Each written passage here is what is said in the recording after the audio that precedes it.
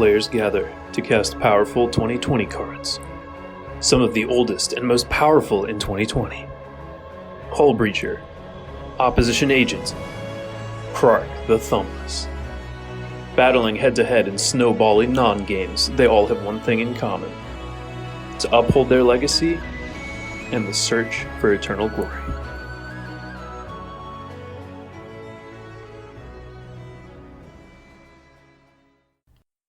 The Eternal Glory podcast is brought to you by the minds behind BoshNRoll on YouTube, ThrabenU University, and theepicstorm.com. Welcome to episode 37 of the Eternal Glory podcast. Something fishy this way comes. I'm Phil Gallagher, joined by Bryant Cook and Brian Coval. How are you doing tonight, gentlemen? Oh, just keep swimming. Just keep swimming. That's where I'm at.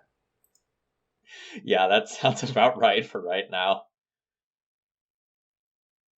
We're recording this right in the wake of Thanksgiving, and we're getting ready for the stock in coronavirus to just go whoop up on all of the graphs. I will say that when I said just keep swimming, Bryant gave me a look in our Google chat that like, what is wrong with you? What is this? I mean, I know that one.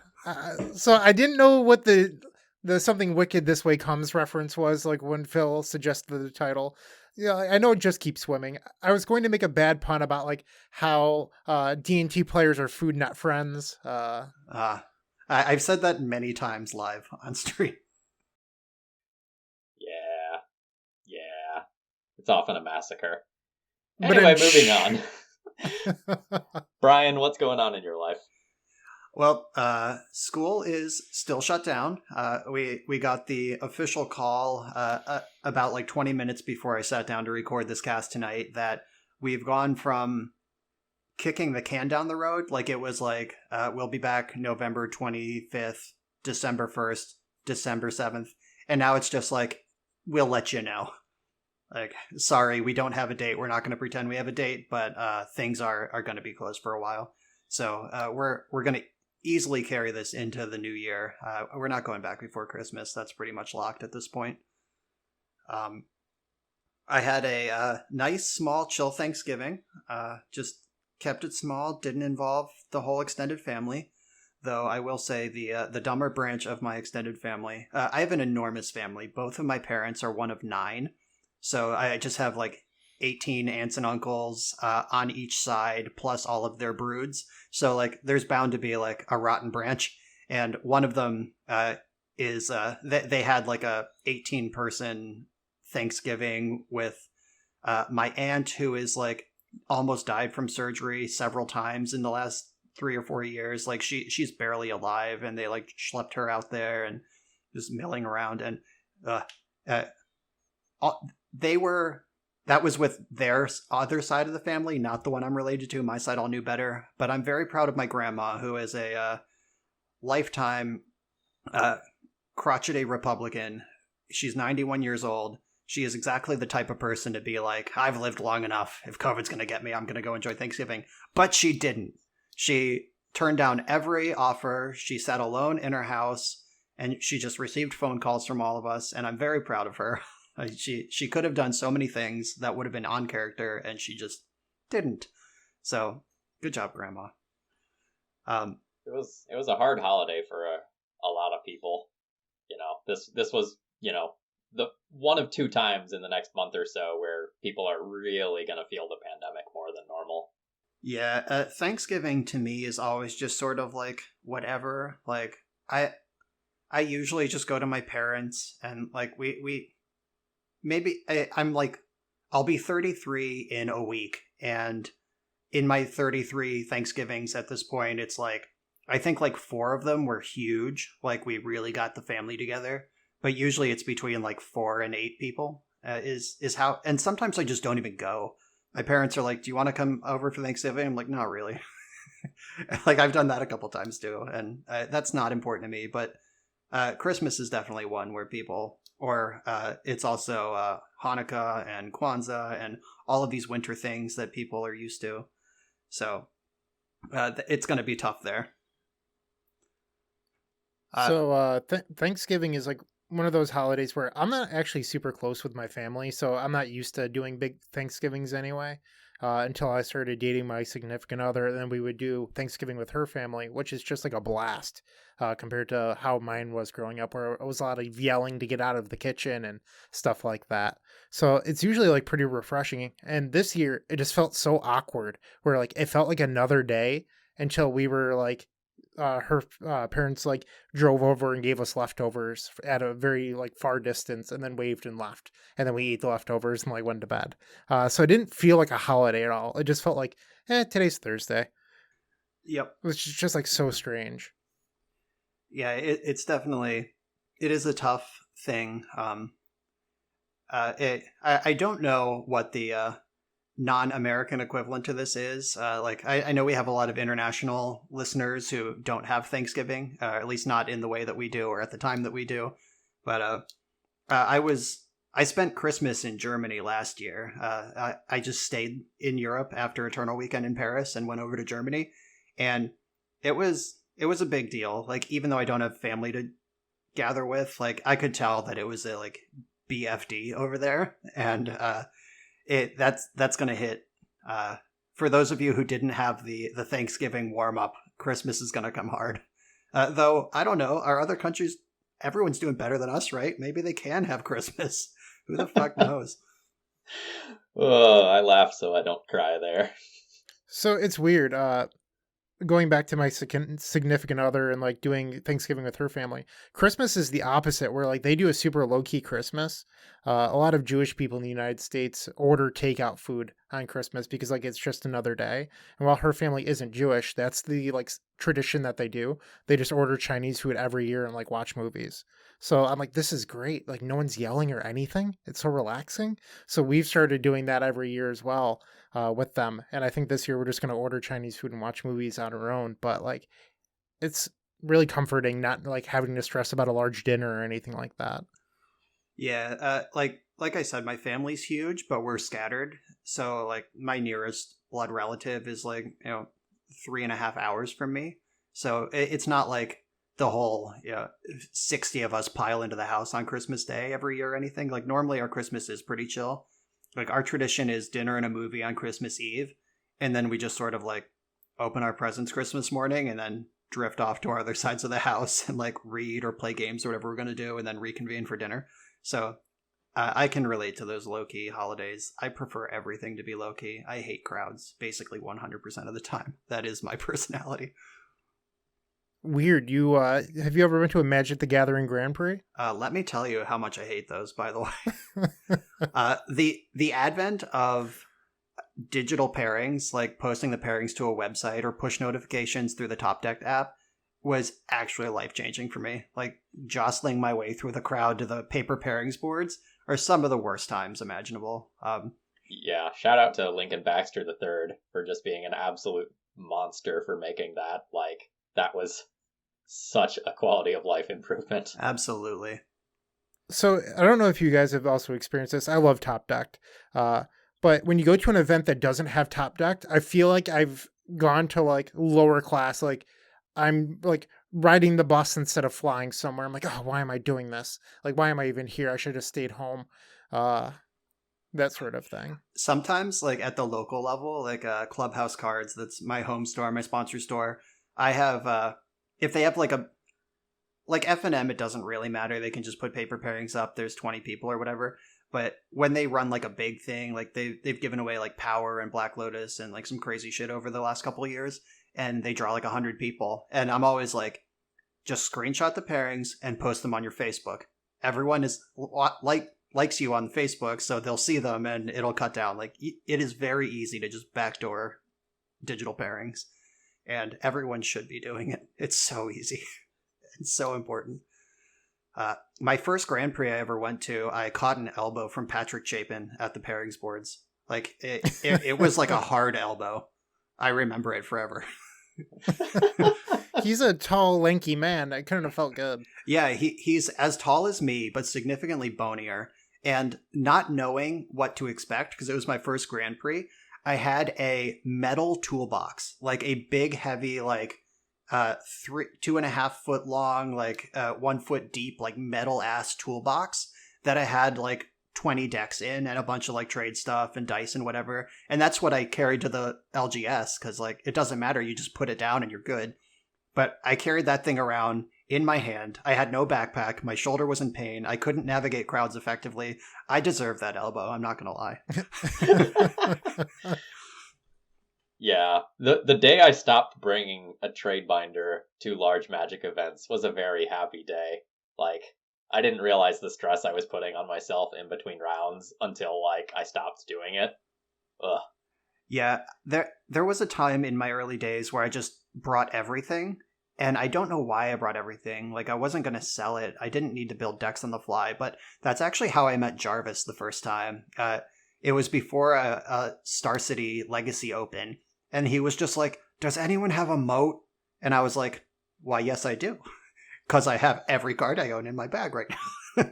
So that's how I met Jarvis. But these days, like, people come up to me, they're like, do you have a flooded strand? I'm like, you should have asked me 4 days ago before I left my house, and I would have one for you. I usually show up to a tournament with like 75 cards on my body. Exactly. That's how I am now. But when I was a kid that used to trade a lot, I would carry my entire collection with me, much like Brian, in this one backpack. And now being a crotchety 31-year-old man with back pain, I'm like, why did I do that? My back's been suffering for years. Instead of like, I'd also like go through a backpack a year because the bottoms would rip out. It's just like, I wonder why. Yep. They were not meant for all that. All right, Brian. I've been curious for a long time. In the show notes here, it just says dynamic insertion. Okay, so and I've got to know what's going on. So let me fill in a little behind the scenes action for the listeners. In our show notes on my life updates, my 3 points I have yet to discuss are Taco Bell run goods, dynamic insertion, and new pizza tech. So buckle up. I got something. I only want to know about new pizza tech. Like, I am dying to know. All right. Well, I'll start with Taco Bell run goods because that's a quick story. So, the day after Thanksgiving, I was home chilling and like I needed to go.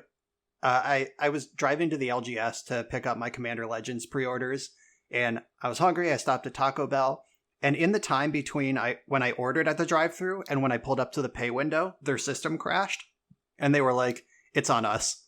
We still have your order, but we can't charge you right now." Which was hilarious because like my order was like $9 and change, and they asked if I wanted to round it up for charity, and I was like, sure. So I was literally holding a $10 bill. Like, there is no math to do here. I could hand you this. And they were like, no, it's on us.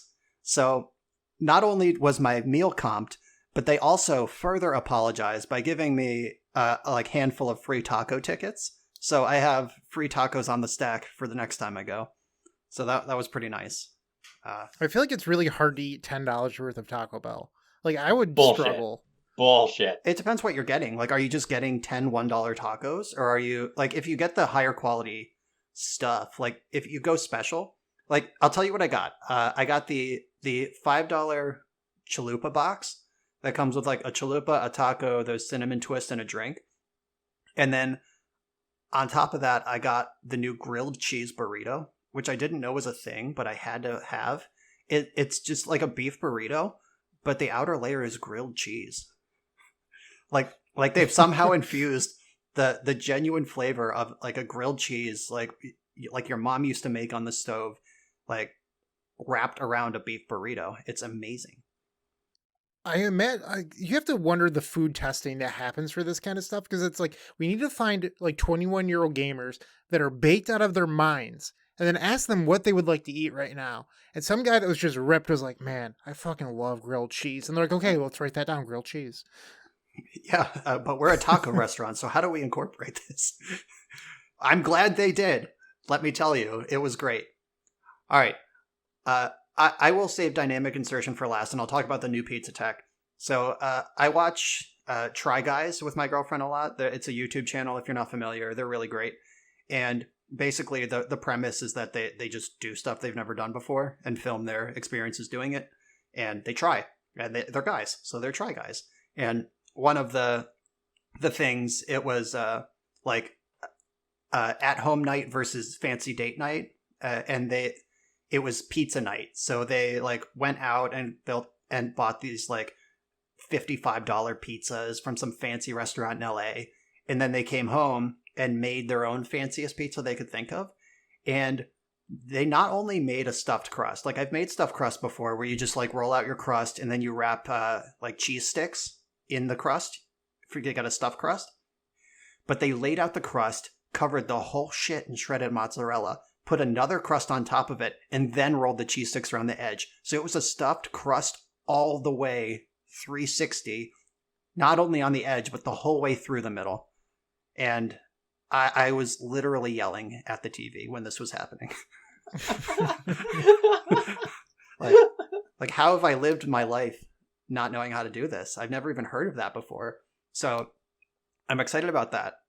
And okay, dynamic insertion is both less exciting and more exciting than you think it is. Whatever's in your brain right now, it is nothing sexy unless you're really into tech shit, and then it's very sexy.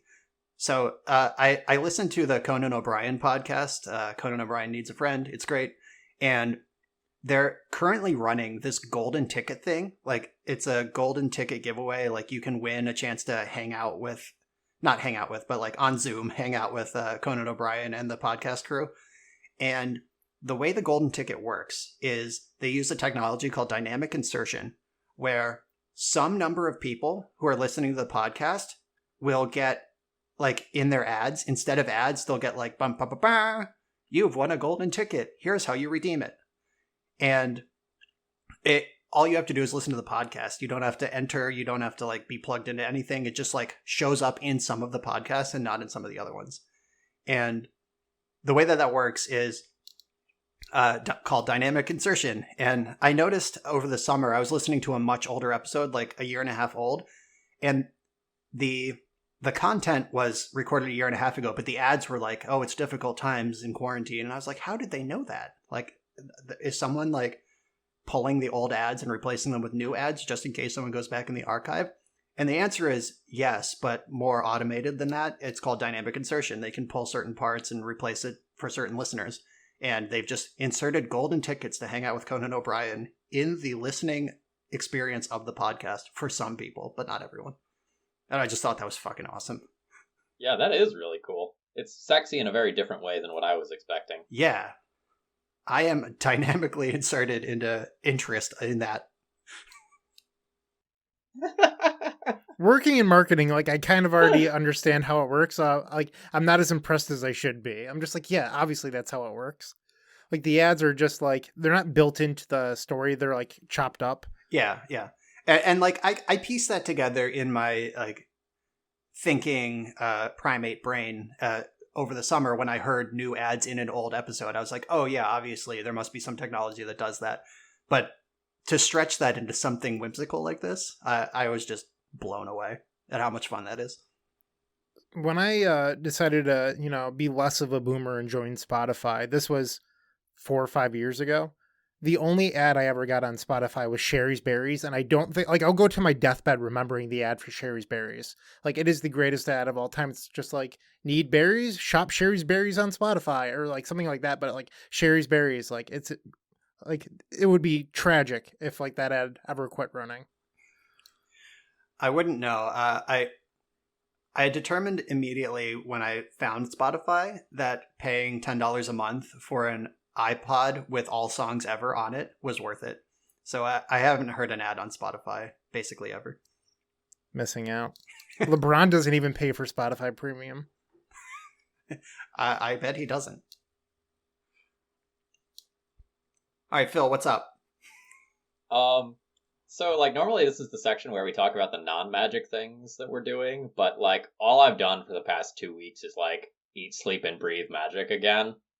When I like get excited about something, I just like dive in head first and don't stop.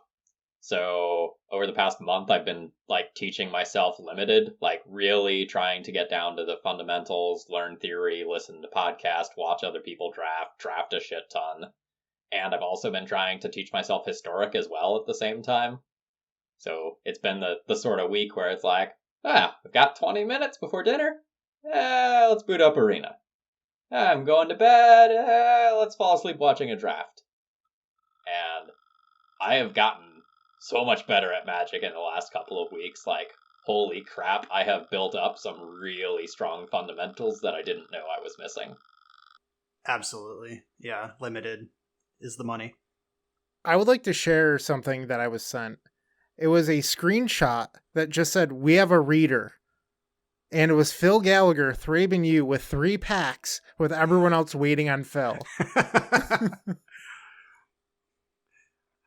Yeah, so this is probably a little bit toxic in retrospect, but when I moved to Pittsburgh and joined the Carnegie Mellon CMU draft crew, like Tuesday nights, we would just team draft until we pass out. A lot of the local restaurants would give like 50% off discounts starting at 1 a.m. So we would just draft the night away until those kicked in and then go eat. We got a reader. Shouting "we got a reader" was a big part of that. Also, first time drafting was a big one. Shouting "boring" anytime anyone like tanks even a little bit. Like, let's keep this thing moving. I want to fire another draft. We had a lot of those. My favorite thing from those days were when we would fire a draft and then realize it was 1:30 in the morning and we were too tired to actually play out a draft. We would just lay out our decks and decide which team would win the draft if we played it out. Because that's how Magic works, obviously. Yeah, 100% of the time. Bryant, what have you been doing? So I think on the last podcast I mentioned how my computer died, and I was going through some boot camp issues. Alex McKinley is a very smart man and was just like, "Bryant, I know that on your last machine you thought Parallels didn't work very well, but I think that you should try it out again." Honestly, I feel like my life has been changed. I downloaded a free trial of Parallels and I've been using it, and it's essentially, they've created this thing called coherence mode. So it's essentially like I can just boot up. There's no window for Windows. Like, there's no box on your screen that's just like running Windows in the background. It just doesn't exist.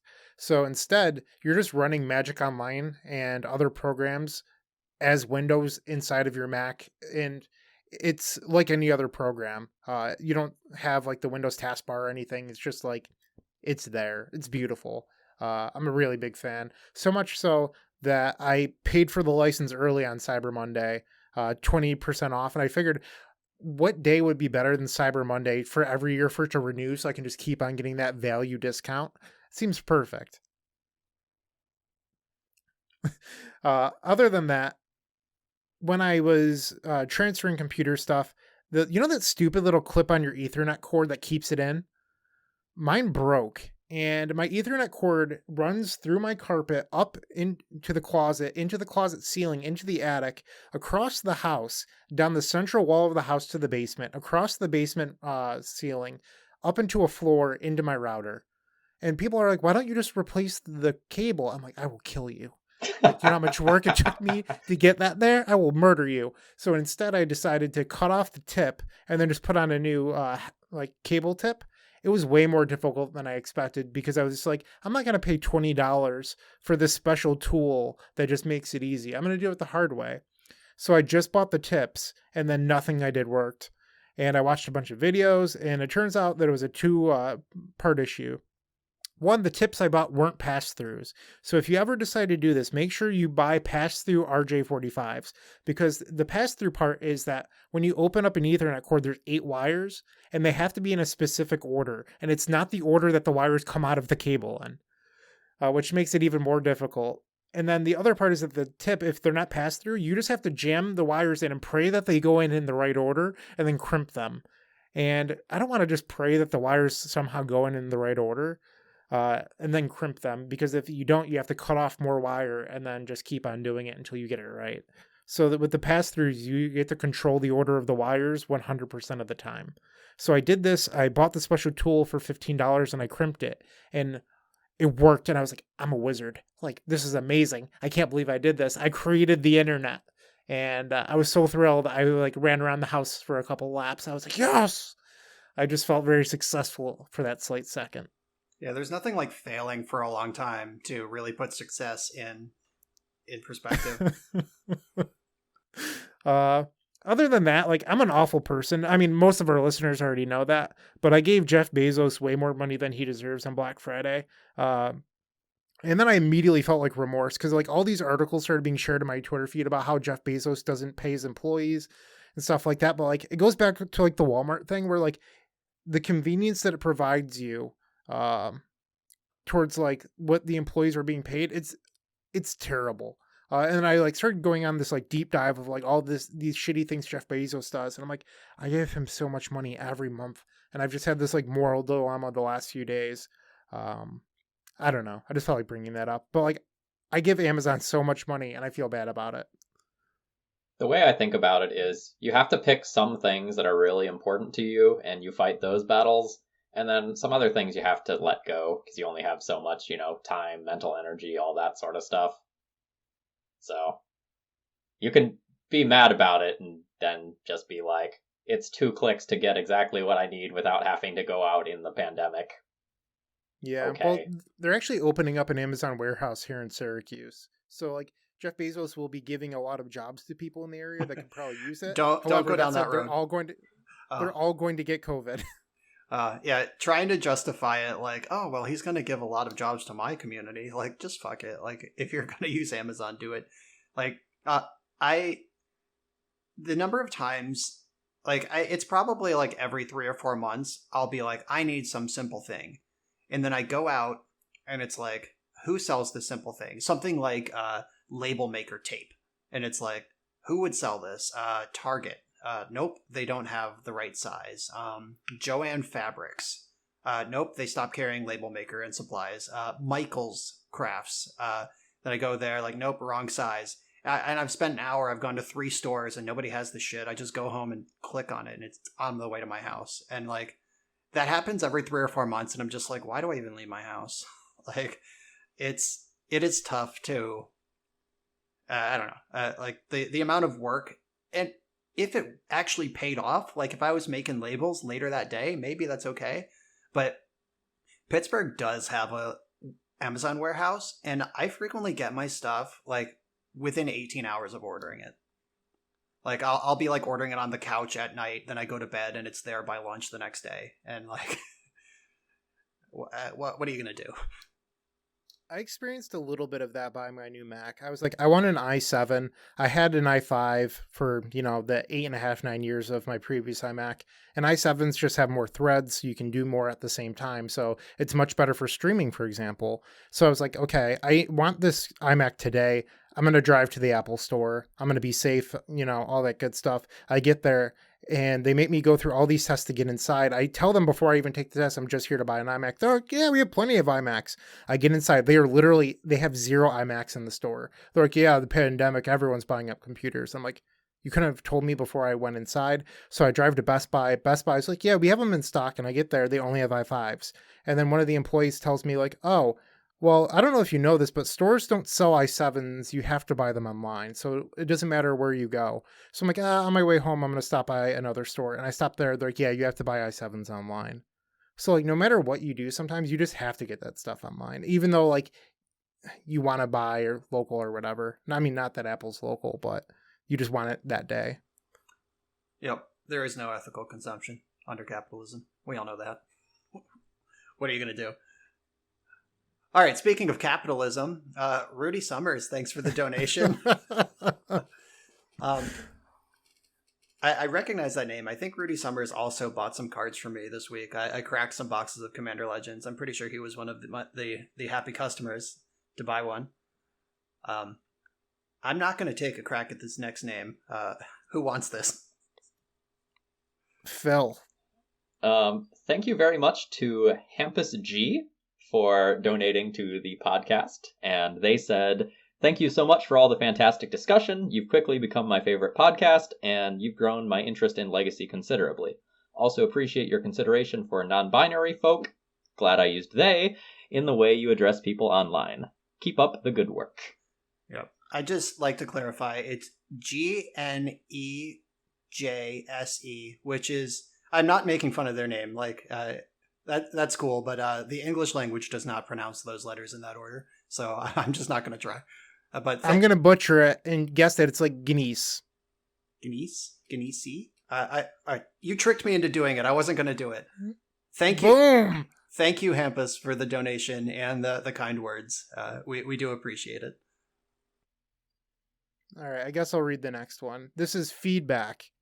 Thanks for the shout out. I was pleased to hear a discussion of the Aquabats, even including my favorite fun fact about them, that Travis Barker was one of the original members. This is one of the few methods I have of discussing the Aquabats beyond screaming, "Hey homies!" and shouting about luck dragons. From Winged Hussar on Reddit. So, potentially exciting news. I went down a rabbit hole. I discovered Cameo.com. I don't know if it's new or if I just found it, but it's basically a bunch of like mid-level celebrities who you can pay whatever they choose, and they'll give you a cameo. They'll like do a little video for you or something. And MC Bat Commander is only $65. So maybe donations to the cast this week specify that they're to get MC Bat Commander to do our intro. If we get $65, I'll get him. So I do know about Cameo mostly through the Scrubs podcast because they talk about how the Todd is on Cameo. And so I went to the Todd's Cameo and it's raunchy. It's like $40 and he just talks very dirty over Cameo. And I felt guilt. Like this person was like on network television and now they're just saying things that I would be ashamed of being recorded for $40. I don't know. That is a weird That's website. probably like such a huge moneymaker though. Like you do a 30-second snippet, you record 40 of those in an hour or something like that. That adds up real fucking quick. Yeah, it's really strange if you browse through it because like some of them it's like Mankind, like Mick Foley from WWE wrestling. He's like $45. And then it's like someone you've never heard of in your life, $280. And it's like, who are you? And just scrolling through it, the number of who are yous is shocking. It's like, were you like a corpse on Law and Order in 1995? And now you think someone's going to pay $40 for you to give a cameo? Like, what the fuck is this? Maybe I should get on there. Like, YouTube personality, Brian Coval. I'll do a cameo for $40. Just let me know. DM me. I would give you $1 to say that the Epic Storm is the greatest legacy deck. I mean, I am a huge sellout. Like, I don't have to believe it, right? I just get your dollar. Yeah, I just want a recording of it. The Epic Storm is the greatest legacy deck. You can PayPal. You heard it here first, folks. You can PayPal me after we're done recording. Going back to Cameo for a second, Keith Buckley, the singer of Every Time I Die, Buffalo, New York, someone hacked their PayPal for their cameo and got away with like a few $1,000s. So like people do pay for that stuff. Yeah, I mean, they're like everyone has like some celebrity that they're just like weirdly obsessed with, who's largely irrelevant, like some important like chord from their childhood memories or something. Like I dated a girl who just lost her mind whenever Shaggy music started playing. You remember Shaggy? I do. Yeah, I actually saw Shaggy live one time. That was the first concert I ever went to. He was opening for Sugar Ray. I think, yeah, that was the first concert I ever went to. Mandy Moore was the first act, then C Note, then Shaggy, then Duran Duran, and then Sugar Ray was top billing. So quite a spread there. But yeah, like this girl, I bet she would, if Shaggy was on Cameo for like under $100, I bet she would fire it off a couple times a year, honestly. So I can see this being a thing. All right, our next one comes from Method Belly on Reddit, who says, "Great episode as always. Deep episode on Jedi mind tricks when." So the thing about a lot of those situations is that a lot of the best Jedi mind trick moments where you just like totally convince your opponent to do exactly what you want are so incredibly situational and require like that you've really watched an entire game unfold to understand that it's hard to do that in an audio only moment. Audio only format, in my opinion. Yeah, for sure. Like, being really good at just the fundamentals of Magic the Gathering, then also really understanding the rules to Magic the Gathering, and then also being able to read your opponent in a game of Magic the Gathering. And then all of those, being good at all of those things, and then the stars cross in the correct way that you can cash in on all three of those things in some like mildly beneficial way. It's like getting struck by lightning. It doesn't happen that often. In general, like we can talk about like strategy, like working the game to a point where your opponent has to like make this play that you're ready for, which is one thing, but like to just like say a word in a certain way that makes them do a bad block and leaves them dead on board, like that's once in a lifetime. So I don't have enough to say about that for an episode. What if like the word was like pumpernickel and all of a sudden your opponent just like loses focus and they're like, yeah, take it all, no blocks? If I had that in my holster, I would not release it on the podcast. That's like top tier Patreon, like $100 Patreon membership. I'll tell you my secret pumpernickel word that collapses my opponent's brain. I only had an opponent collapse away from our match one time, and it was scary. It was not funny. He was okay. All right, Phil, you should probably read the next one. Yeah, the final one's for me. It's from Alexander Vincent on Twitter. And they say, thanks for the reply on Yori and D&T. ThrabenU, definitely gotta respect practicing what you preach regarding putting the reps in. For the record, I'm totally on Team Luminarch Aspirant. Flexed bicep emoji. Yeah, so I'm currently playing Luminarch Aspirant in Historic and Legacy and Modern and Vintage. So that pretty much sums up my thoughts on the card. I actually faced the Historic deck that you talked about, the Snake Aspirant deck. At first I was like, what the fuck is my opponent playing? Like, I don't know what's going on here. And then they played the Snake and I was like, oh, this is the deck Phil is talking about. And I just knew how to beat them. So thank you. Yeah, it's essentially there's Winding Constrictor, which whenever you put a +1/+1 counter on something, you get another one. And then there's a green-white version of it that does the same thing. And so you just like crap +1/+1 counters absolutely everywhere and just try to create a creature that's much larger than what your opponent can deal with. It's cool. I remember my mind being blown at the last Star City Invitational that occurred before COVID shut everything down. It was the one with Pioneer. Pioneer was brand new, and I played against Steve Mann in round 2. It was a round 2 feature match, and he had a Winding Constrictor, the snake that Phil was talking about, and he played the Hydra, like the green X Hydra, that when it arrives, double its counters or fight something. And he paid 3 mana for this thing. It arrived as a 2/2, and then doubled to a 5/5. And I was like, oh my god, it happens twice. And it's just like, my brain melted. But like, it was in real life. It wasn't Magic Online where you see like the triggers hit the stack. He just like paid 3 mana and put it into play with 5 counters on it. And I was like, whoa, fella. and he was like, no, it's real. So super sweet stuff happens with those sort of decks. All right, Phil, why don't you tell us a little bit about your Magic updates? All right, I'll try to keep this section short because, we've been rambling on about cheese stick pizza crust for a while. Why bother? We're committed at this point. We're not talking about Magic this week. Yeah, I mean, until we hit... Oh, never mind. We're at, like, the 38-minute mark. Okay. I was about to say, like, until we hit about the 30-minute mark, I'm not worried at all. We're into Magic now. These are the Magic updates. Okay. We're on target.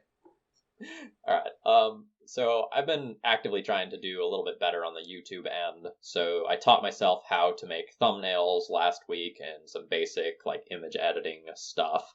So that was cool. So for those of you who are watching my video content, it will now be a little easier to tell the videos apart. It's not just the same stock image every time. I'm also really excited to play some Vintage. One of my viewers sent me an email and essentially said, hey, I have a set of Hull Breachers and Opposition Agents. If you want to borrow them for Vintage, you can. And I was like, yes, please. So I'm going to try to put together some crazy 3 to 5 color Hate Bears deck that plays 4 of both of those and ruin some blue players while losing to shops. That sounds about right. Esper Hate Legends was a deck that emerged when Lavinia was printed. Like you have, there's like Lavinia, Thalia, Kambal, Not Kamal. That card is much worse than Camball. Camball, and now Hull Breacher Opposition Agent. Like in the VSL season I was on, Saffron Olive played Esper Hate Legends, which was kind of a tilt because I was in the middle of brewing it for my week, but his week was before mine. So I was like, all right, fuck it. I'll play lands. but yeah, some lists are out there, some older ones, if you want some framework. Yeah, that's actually super helpful because I started putting together the mana base and then I realized like, oh, this is so much harder than I thought it was going to be because it's not really tribal. It's not even as close to tribal as you would think, but you still probably want to be playing Cavern of Souls. But do you play like the other like human sort of lands, like what is it, uncharted territory, unclaimed territory? Yeah, unclaimed. Yeah, like unclaimed territory. Enough of those things I just said are humans that Cavern's probably worth it, and then you get like Ancient Ziggurat, which is basically a free roll. But yeah, I'm running that. Beyond that, it's like woo. Yeah, but like there's things like Spirit of the Labyrinth that are obviously going to be auto includes in the deck too that are not humans. So I don't know. I think I'm going to put together a YouTube video and say like, here's roughly my plan. How should I fix this before I run it on stream? Yeah, that makes sense. Having like non-play content is pretty interesting. It's something I've considered like brewing and tuning, just turning on the camera. Like here are the problems. Here's why. Here's the numbers. This is how many black sources I need. Like, I think that like that's what Matt Sperling's channel is, Magic for Advanced Players, or I think that's what it's called. And that's the kind of thing he does, and it's a lot more valuable to a certain group than just watching more Magic get played. All right, I wasn't going to talk about this on the podcast because I'm still in process of figuring it out. But I want to start a video series where like once a week I do like a 5-minute theory video of some kind. And the first one I'm thinking about is, when is the bad attack a good attack? And just kind of talk about some of the situations where like making an attack that is obviously bad ends up being like quite very good for you. Yeah, that makes sense. I imagine bluffing is part of that conversation. Then also just like chump attacking to get damage through. That could be a cool video. I will warn you, depending on how much production quality you want to put into this. My Wizard School series, which I have one on cantrips, one on Brainstorm specifically, and one on Wasteland so far, and they're all between 7 and 10 minutes long, and they're probably have 8 to 10 hours of work into them, like back end stuff. Because I set up like a PowerPoint that I would talk over, and it had I animated the PowerPoint so you see like the Brainstorm cards moving around and like all that stuff, and holy shit, that's so much more work for a 10-minute video than a 2 hours of me actually playing Magic. Yeah, I understand what I'm getting myself into. I do that bullshit for teaching every day. Right, yeah. You got that fluency up. All right, Brian, so I guess I'll go next. End? I streamed twice this week. So if you want to check those out, they're on YouTube. One of them is with a traditional 10.8 TES. The other is with no Rite of Flame, the Epic Storm. Once again, they're both on YouTube, as well as a Legacy Challenge Top 8. You can also go there and check that out. We had a huge guest for Infernal Tutoring, Julian Carr of League of Legends fame. From what I understand, Julian is a shoutcaster, pretty famous. So if you're interested in Julian's Epic Storm answers, make sure to go read that. Julian apparently is a huge Legacy fan, which I found out, and loves the Epic Storm, which kind of cool, I guess. And then other than that, it's just like Pro Tour prep. Like Phil, I dived pretty deep into Historic the last few weeks, and I finished number 8 overall in the season rankings, which is pretty cool for someone that doesn't actually play that much Arena. So I understand that like the leaderboard doesn't mean anything, but to me, for someone that like, I just got into Arena in the last 2 months, like, I don't know, it was a little bit of an accomplishment. Like, I don't think it's like anything to brag about, but like as a personal goal, it felt cool. And I just want to thank Jarvis U. Jarvis is like pretty much the only one that's been giving me constructive advice for the Pro Tour. I like made a Twitter post about like, hey, looking for teammates, and like I didn't really get anything that was concrete or anyone that was actually looking to help me. And Jarvis has given me some pretty good advice. So thank you, Jarvis. All right, Brian, what about on your end? So I've also been busy working on YouTube. 2 of the last 4 videos I've posted broke 5,000 views, which is not a number that's been remotely realistic in the past. It started with the 5.0 I put up with Tom Hepp's Rainbow Depths. I just bought Depths cold, never played it before, and 5.0 to League easily, and something went right. I got into the algorithm stream, and it got carried, and 5,000 views for a channel with 1,800 subscribers is a pretty big deal. And then a couple days later, I played Mono Blue Hull Breacher, the control deck that Whiteface's Callum Smith has been working on. And that one also broke 5K views. That one actually has even more views than the Depths League, despite being newer. So I've done something to tap into the right algorithms, putting me in front of more eyes, and I'm getting more clicks. So that's pretty exciting. And I have never really looked into how the algorithm works before. Like, after trying to make it as a streamer and just being obsessed with Twitch metrics and Twitch algorithms and stuff, and just failing constantly because Twitch is just absolutely cutthroat, I moved to YouTube just to chill. I don't need a schedule. I don't owe anything to anyone. I'll just record a video when I want. When I don't want, I won't. No big deal. That was my outlet to get out of streaming. And I specifically didn't look at all the nuts and bolts stuff. But now I think I'm going to for YouTube because, I know momentum is part of the algorithm. Keep posting videos, posting regularly. They want people who are creating content. So I don't think I'm going to be lounging again. Sometimes I'll just take a week off. I'll post 3 videos, then do nothing for a week. And that is important for my mental health. But also, right now, I'm feeling pretty good, and I don't have work until next year, so it's the time to go for it. 5K is pretty impressive. For those of you listening that might not know, my best video on YouTube has 2,800 views, so Brian is absolutely crushing it right now. I just don't want anyone to think that 5K is whatever. It's fine. 5K is pretty impressive for if you're not on the Pleasant Kenobi level. You should be pretty happy with 5K. Especially for a legacy video. There's a small market there.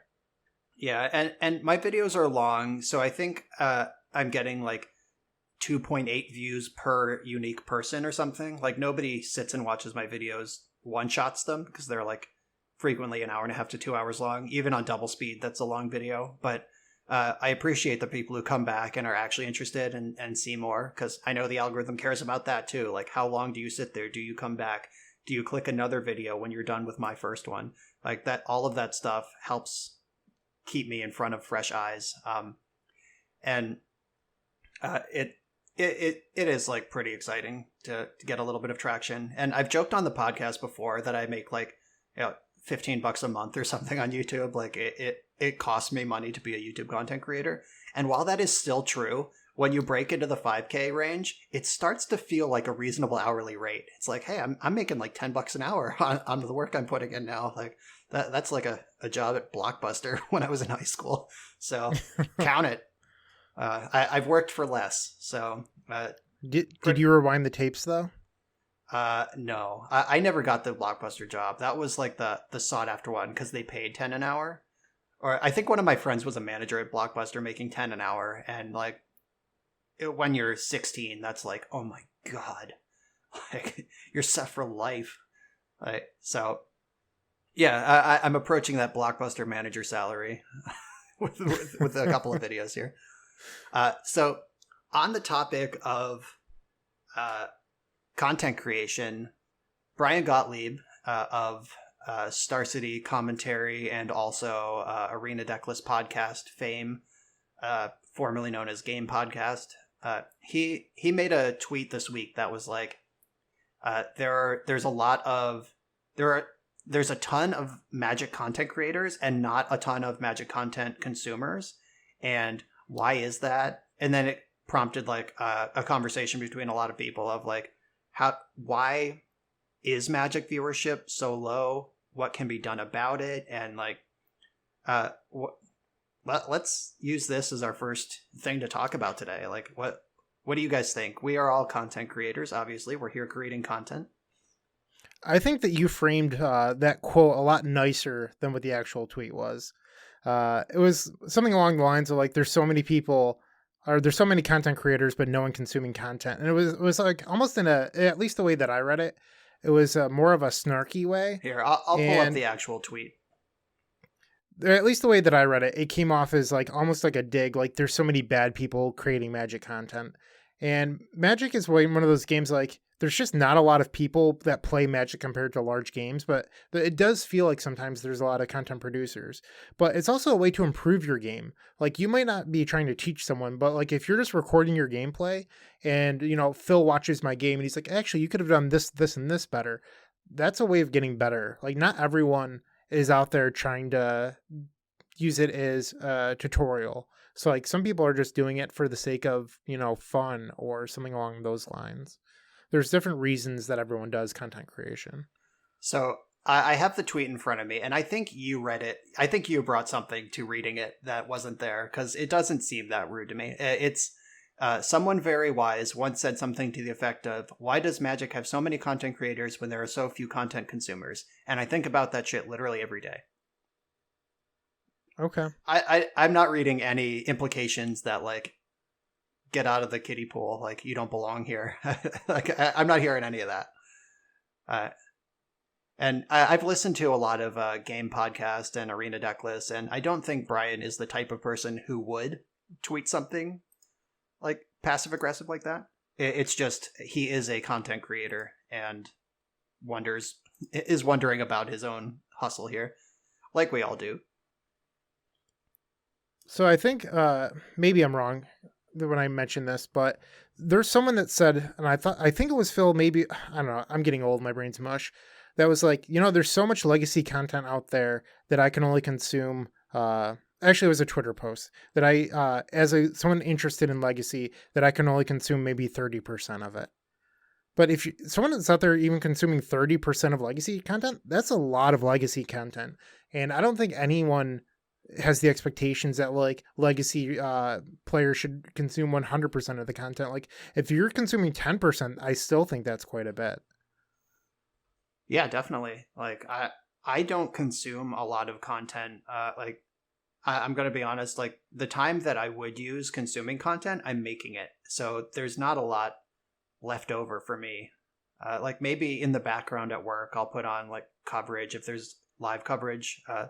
Like live coverage of tournaments that I care about are about the only Magic content I consume. Also, when I'm driving, I listen to podcasts. I'm a big podcast person. When I work, I like listening to other podcasts, so I'll do that. But I don't even hit all of them. Like I'll listen to like one in every 3 Leaving the Legacies, for example, or like every other Everyday Eternal. Not that I think that they're not worth listening to every episode. It's just like I'm busy, and finding time's difficult. Yeah, and it's not like music in the background. Like I when like Callum is doing his like breakdown of Commander Legends or something, I want to listen to that because that's valuable to me. Like that is an opinion I value. And if I'm like also like running numbers at my desk at work, and then like I'm either messing up the numbers or I'm not listening to Callum, and it's got to be one or the other. Yeah, I listened to like maybe a dozen episodes of Limited Resources over the past week, and there were a couple of times where I was like trying to listen to them while doing something else, and then I'm like, no, this is dense enough that I need to stop and focus on one of these two things right now. Yeah, a lot of the Magic content is just like not good background because you miss out on some of the nuance, or like it's going deep enough into theory or matchup analysis or something that, you know, it's an all hands on deck sort of thing. So before we like transition off, I just want to ask you too, like we might not even be transitioning off. I just want to get this question out there. Do you think that there are too many content creators in Magic for the amount of people that play? I'm going to say no. I see Phil winding up for an answer, but my answer is just hard no. I guess it depends on what you want. Like, I don't think it hurts anyone if just somebody wants to record their Magic and put it on YouTube. I don't think that hurts anyone. I don't think there are enough consumers to support very many full-time content careers. Like Luis Scott Vargas, Marshall Sutcliffe, like Jerry Thompson, like those guys hit the jackpot. They were in the right place, right time, with the right skill set. And there are not many spots for them left. Like Tolarian Community College, Pleasant Kenobi, like those guys are working hard and they're doing something special. And there's not room for many of them. But for like the three of us who just like, we're going to play anyway, we might as well record it and have fun and maybe teach someone something. Then I think there's infinite room for that. Yeah. I would spin my answer a little bit. I think there's too many people who think they can do content creation and they don't really sit down to think about how much work really goes into it, and they don't try to actively improve it in the ways that they should.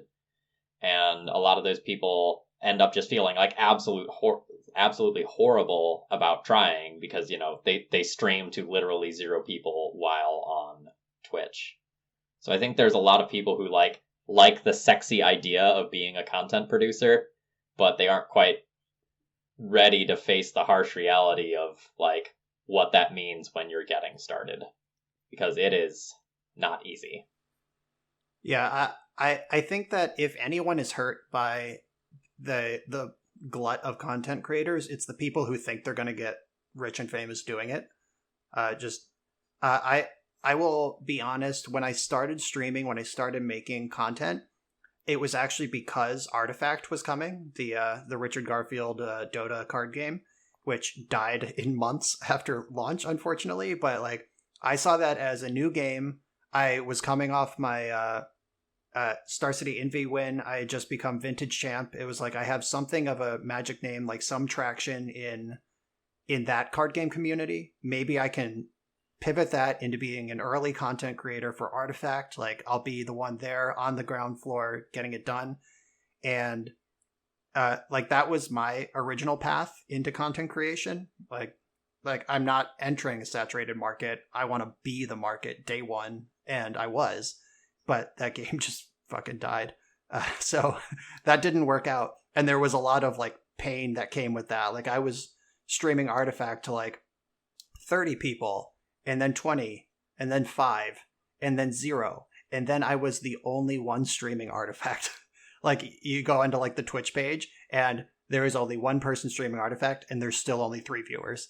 And it's like, okay, this is dead, but I kind of liked doing some of this. How do I, like, I'll just have fun doing Magic. I practiced streaming, playing Magic while I was waiting for Artifact to release. And that got much more traction, obviously, than Artifact ever did. And then I sort of limped back to my roots. And I did have those illusions of like, I've never streamed before in my life, but these big time streamers, they're making like 70 grand a month. Like, I could be one of them. What do they have that I don't? It's like, well, turns out a lot. For me, charisma. But going back to the idea that a lot of people think that it's really sexy, theepicstorm.com launched in early 2015, so it's been like 5.5 years. I've had a number of people want to join the team, or did join the team, realized how much work it was, and then just like disappeared into not doing content creation, because they're just like, yeah, I like the idea of my name being out there. You know, like, I'm on this team, I'm on the Epic Storm, I'm making articles and videos and stuff. And then they're like, oh, you know, this is like 10 hours a month. I don't really want to spend 10 hours of my month doing this. And which is fine if like that's what you decide, but I don't think a lot of the people get that. Like, I spend way more than 10 hours a month updating the Epic Storm and doing everything that I do. I might spend 10 hours a week. Probably that's a low number. Like, I actually put a lot of effort into what I do. So to me, it's just like kind of shocking that some people don't quite get that. Like, in the last like 2 months with all the like old tournament reports I brought over, I'm probably closer to 100 hours in the last month. I don't know. Yeah, we just kind of went like deep dive into content creation in our intro. Are we still in the intro? No. We're talking about Magic now. We're well past the intro.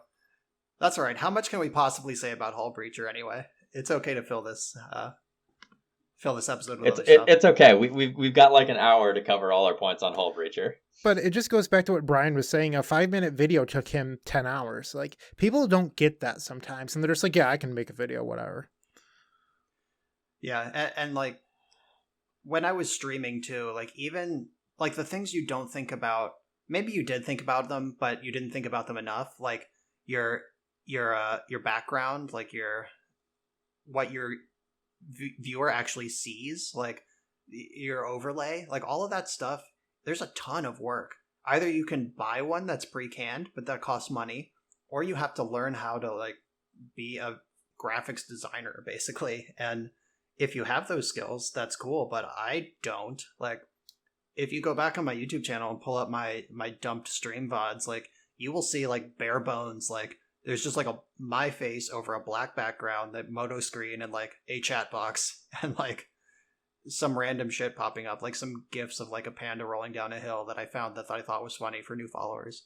And like there's nothing cohesive about it. Like, when you look at like my old videos compared to like Julian's streams, like Julian has like his whole like 8-bit like thing that he does. He has sound effects and like shit that flashes over the screen and music that plays, like when he starts a glimpse chain, it like the Ride of the Valkyrie starts playing. It's like, this is all awesome. And I know that he puts in so much work behind the scenes that we never see. And I am either not willing or not capable, maybe both, of doing that. So I will never be a streamer at his level.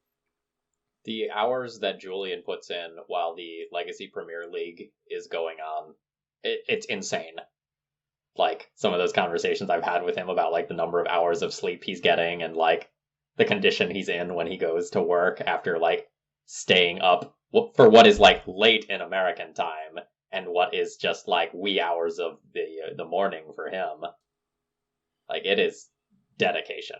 Yeah, he recorded my my vintage top 8 and top 4 matches from Eternal Weekend. Like, he like messaged me one night on Facebook, and it was like probably 8:45, 9 o'clock my time, and he's 6 hours ahead of me in Germany. And like he was like, I want you to like open up your replays in Modo and just run them. I'll record the screen in Discord, and like I'll edit it so it like runs and it doesn't look like it looks like it's happening live, and like then we'll add commentary over it. And like it was like 3 a.m. his time, and like it was like 9 o'clock my time, and I was kind of thinking like, this sounds cool, but like I'm kind of settled down for the night, like maybe tomorrow. And he's like, how about in the next 30 minutes? It's like, oh, it's like that. Happy to help, yes. If you're up at 3 a.m. trying to cram all this, like cover 3 days of vintage tournaments in a night, like in the wee hours, like I can get up off the couch and give you the footage you need. So this goes back to Legacy Premier League and everything that goes into that. And there's like some other smaller ones that have happened. It drives me nuts, absolutely crazy, knowing the effort that is put into these, so that like someone will get knocked out early and then they'll start streaming against it. Not like in a spiteful way, but they're like, yeah, I've been eliminated, I guess I'm going to stream now. And then before you know it, by the end of the tournament, you have 5 or 6 people streaming against something someone's put 200 hours into. And to me, that's just like super rude. And I've seen it happen multiple times now. So if you get invited to one of these things and then you're eliminated, don't stream against it. It's just like super rude. Yeah. Unfortunately, like all of those, because they try to accommodate time zones, are always just a nightmare to the East Coast, which is fine. We get a lot of good breaks as far as timing of events goes. But like when I was in the VSL, it was like nap all day, wake up at night, pound caffeine, and just like be awake. And when it was an off week for me, I would try to be active in the chat, like promote the thing. But it's like, we're 1.5 matches in. It's 11:30 at night. I just fall asleep with my iPad in my hand. It's like, at least they're still getting my viewership because the iPad's still running as I drool on it. Brian sees that Steve Menendian opens up Notepad, instantly falls asleep. Oh yeah, that's easy. So we're we're deep enough on tangents at this point. I'll tell another story. So I played against Steve Menendian in the VSL, and I played Survival of the Fittest, and I had this insane hand. It was like Bazaar, Black Lotus, Mox Emerald, Hollow One, Basking Root Wall of Survival or something. That might have been 8 cards. I don't know. It was something like that. It was like the Nutter Butters. And I was on the play, and it was like, even if he forces my survival, this hand is still goes the fuck off. And like, I had pulled up Notepad off screen.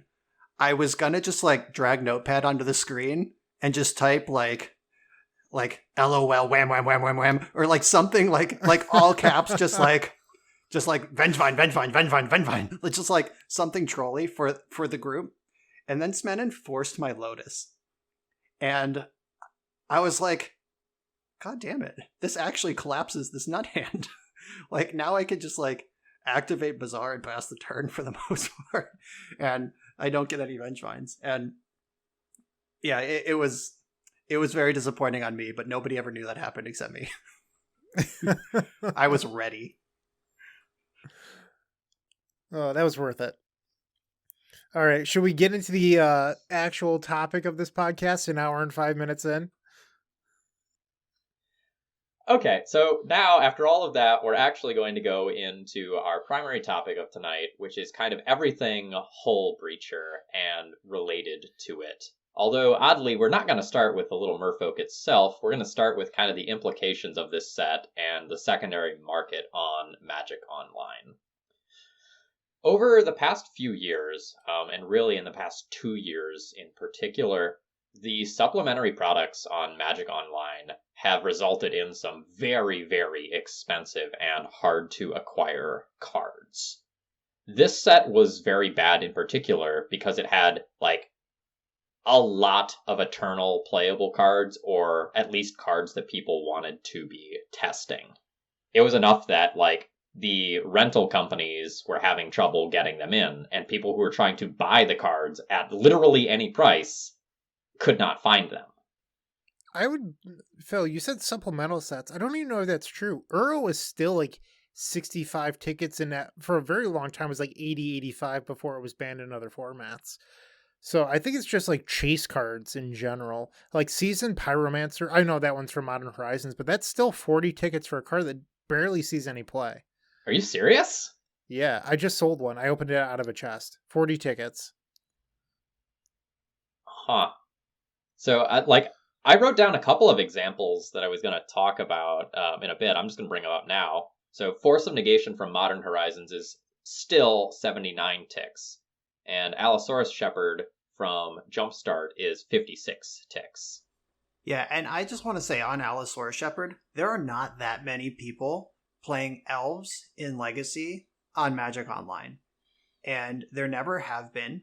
Like, it's been, like, historically one of the cheaper decks, I guess. But, like, it doesn't have a huge loyal following. It's not, like, Rug Delver. Like, who needs 4x Allosaurus Shepherd? How many people need that in the quantity that forces this 56 ticket price tag?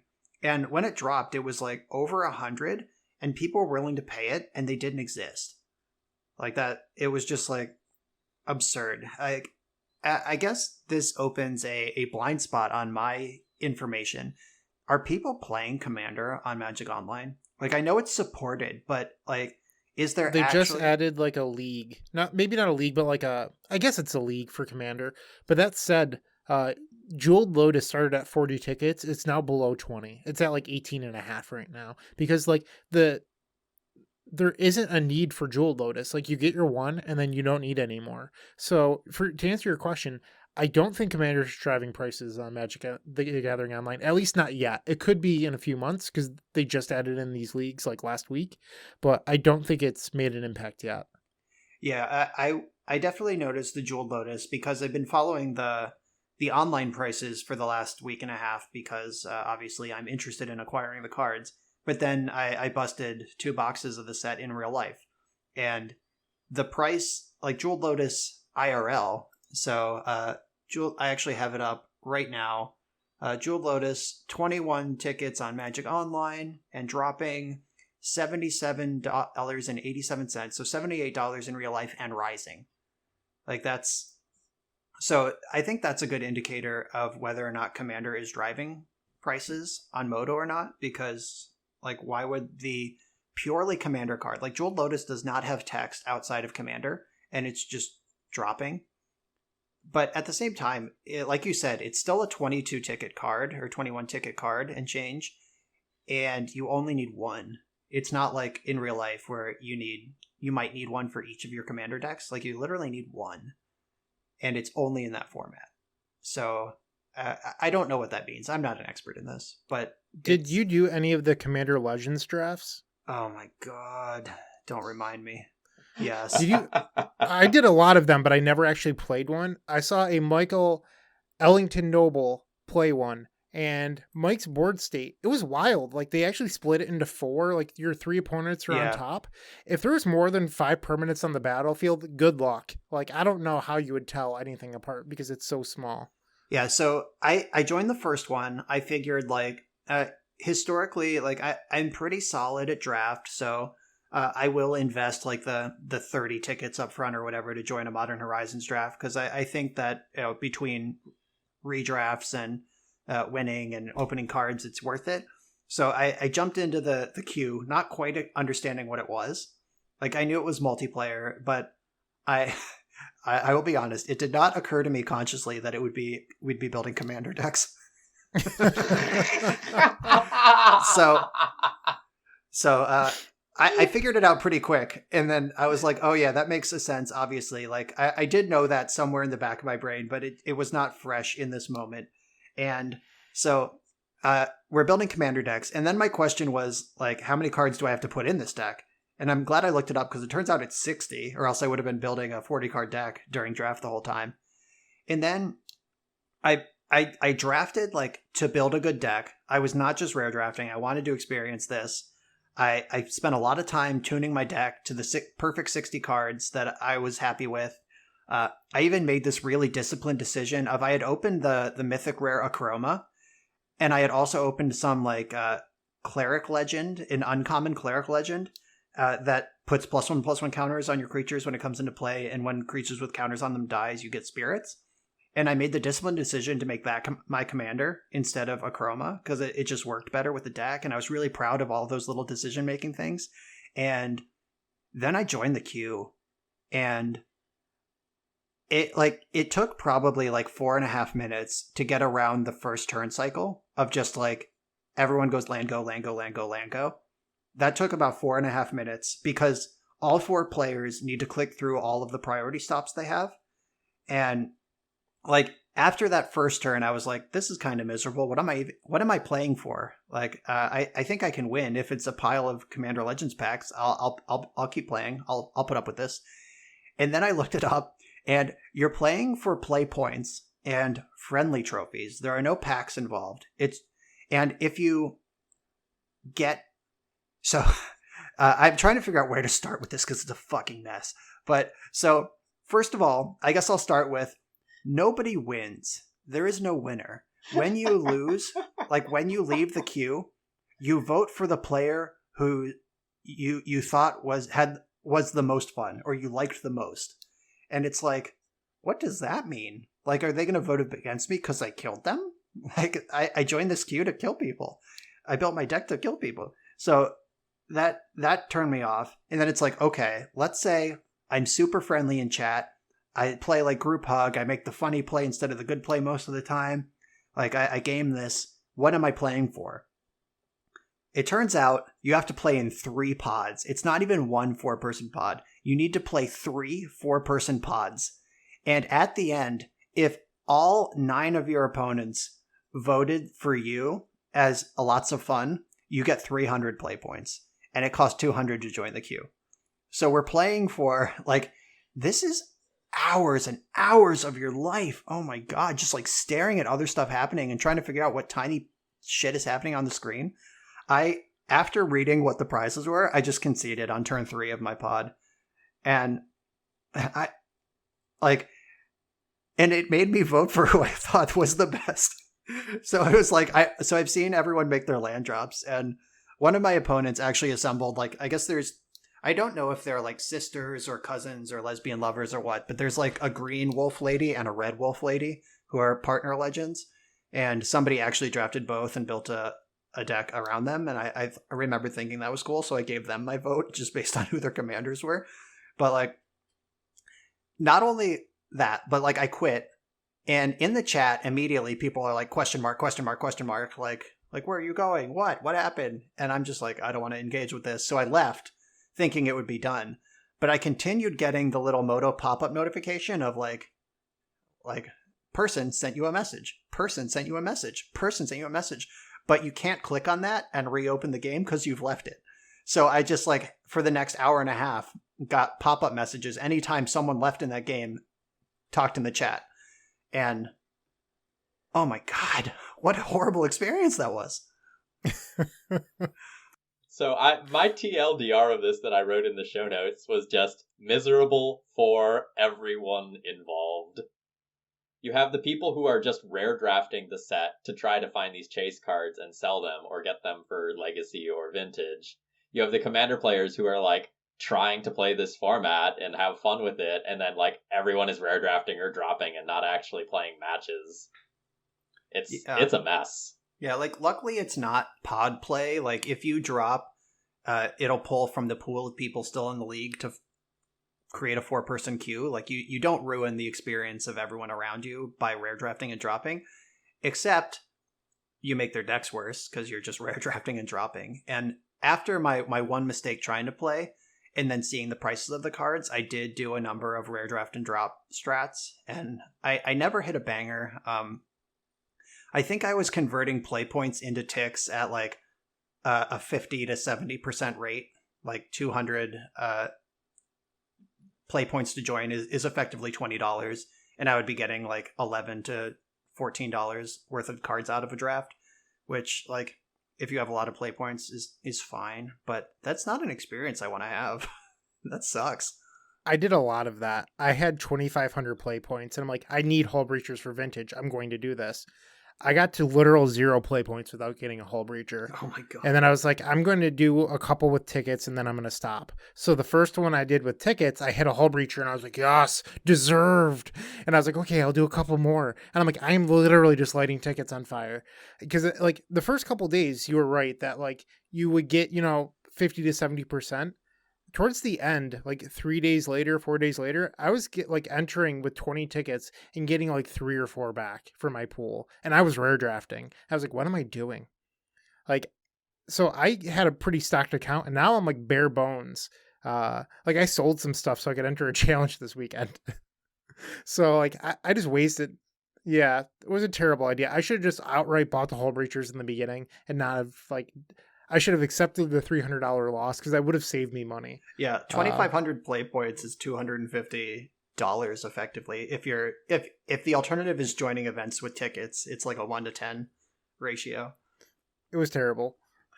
Yeah, I also was in the mid 2000s of play points, and I stopped when I had like 1,200 left. I think I did 5 of these things. I hemorrhaged like $100 worth of play points, 1,000 play points, and it was. Honestly, if it happened any quicker, I might have gone a little deeper. But the fact you have to sit there for like 30 to 45 minutes, and it's just to open 3 packs. Like, you get your pack 1, pick 1. If there's not a Hull Breacher or opposition agent in it, or a Jeweled Lotus, you're just sitting there for 10, 15 minutes while everyone drafts their deck. And then that one moment of, oh yeah, I get to do it again. And then you're sitting there, and then you get to do it one more time. And if you miss, you've wasted 35 minutes and $20. I'm not going to call them out on the podcast because I would like to pretend I'm a better person than that. But there is someone that was also clearly rare drafting like I was.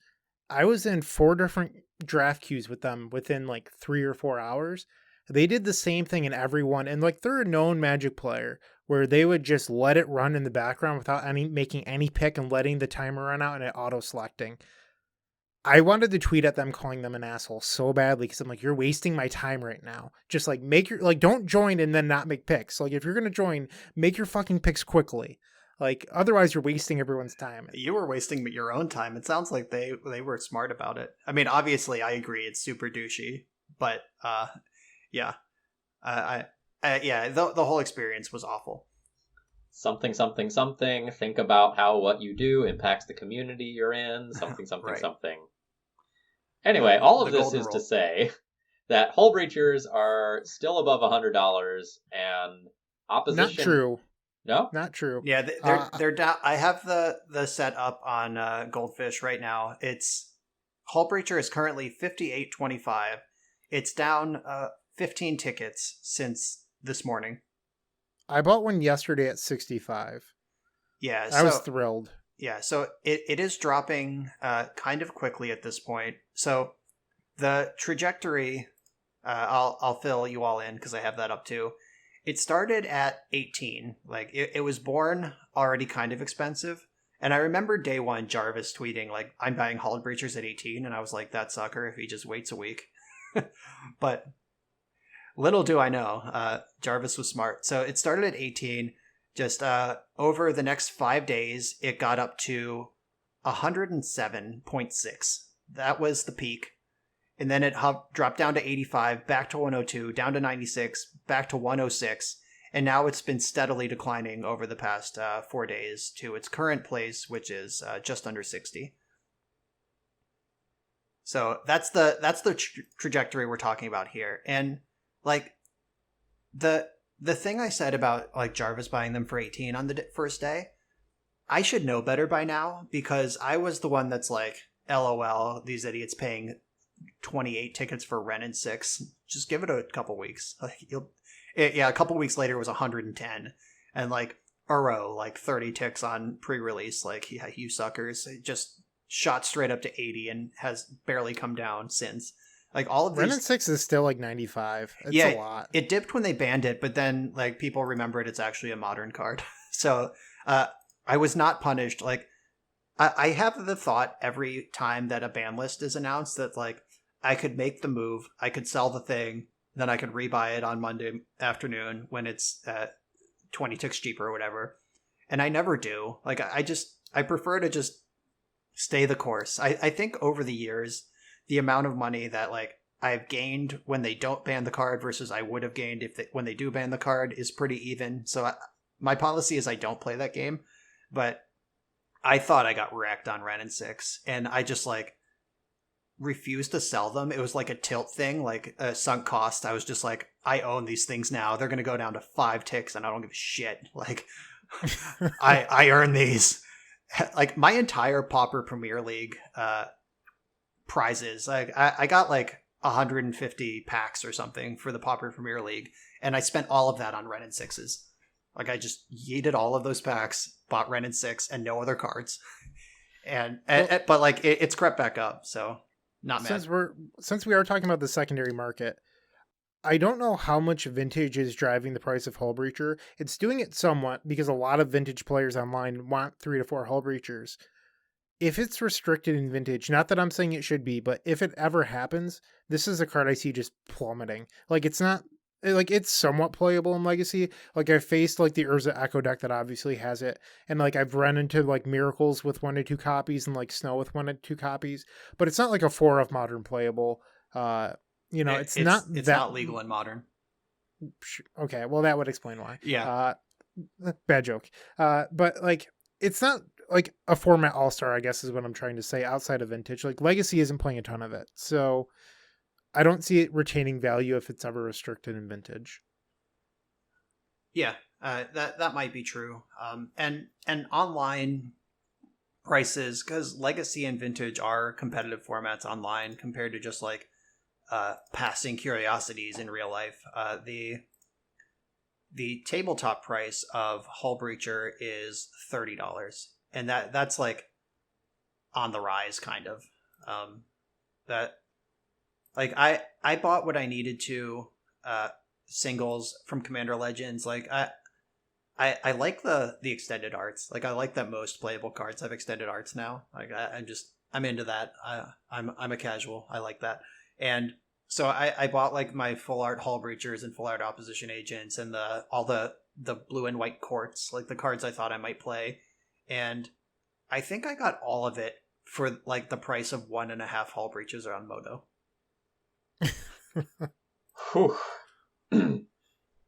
Yeah, at this point, I would like to shout out White Faces for lending out a metric shit ton of cards to a ton of different content creators, including me and Brian. You borrowed cards as well, right?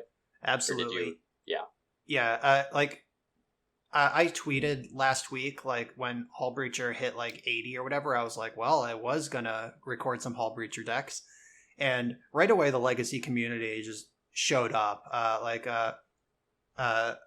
Marcus Ewald and Mark Voigt. I came to game Pemin. Baby, depending on where you're looking at him. GP Legacy winner. They both showed up there. They each said, like, I have one Hull Breacher. So I was halfway there. And then White Faces messaged me, and he's just like, I have 4.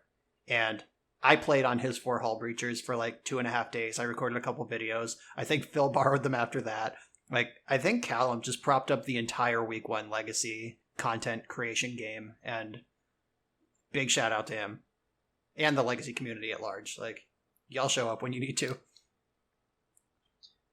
Yeah, and on that note, I know a lot of content creators are kind of thinking that they need, like, either to be sponsored or to have a rental account just because of how ridiculous some of these supplementary cards are in terms of their prices and difficulty of acquiring them.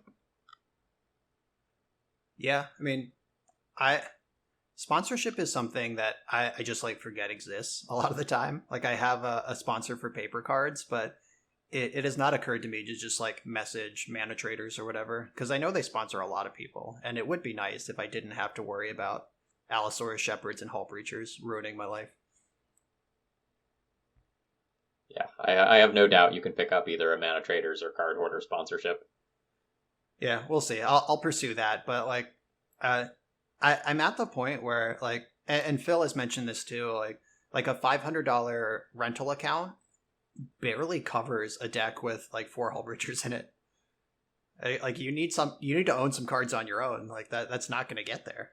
Yes, that is 100% true, especially if you're doing like what Brian and I are doing and you're trying to play multiple different decks for content production reasons. Like, I own a good chunk of Legacy cards, and it's only because of that a $500 rental account fills in those gaps. Yeah, like, I try to maintain my own collection. I don't know if it's out of pride or if I'm just like the classic paper boomer who likes to own my own cards, but I do try to own the cards that I play. But even, like, I guess I literally could afford like $400 on a set of cards on Magic Online, but not really. like I would still make my mortgage payment. I wouldn't go hungry over $400, but like, that would be deeply irresponsible. Like, if I crash my car next week, like that I'm not wealthy enough to just like eat that. So that getting some sort of sponsorship or just getting a $500 rental account just for the playset of the newest card is something that is on my table, unfortunately. So I was watching Jarvis U play some Modern, and the Modern deck was Jund. The Modern deck was 800 tickets, which is pretty expensive. And then Jarvis mentioned that the 4-color Omnath deck that he had been playing was something like, I can't remember the exact number, it was somewhere between 14 and 1600. I'm like, holy crap. I can find that because I did record a league with it. I was fortunate enough that I already owned Uros and Ren and Sixes. But let me find that thing. Yep. Modern 4-color Rare Binder Soup is what I called this league when I streamed it or recorded it.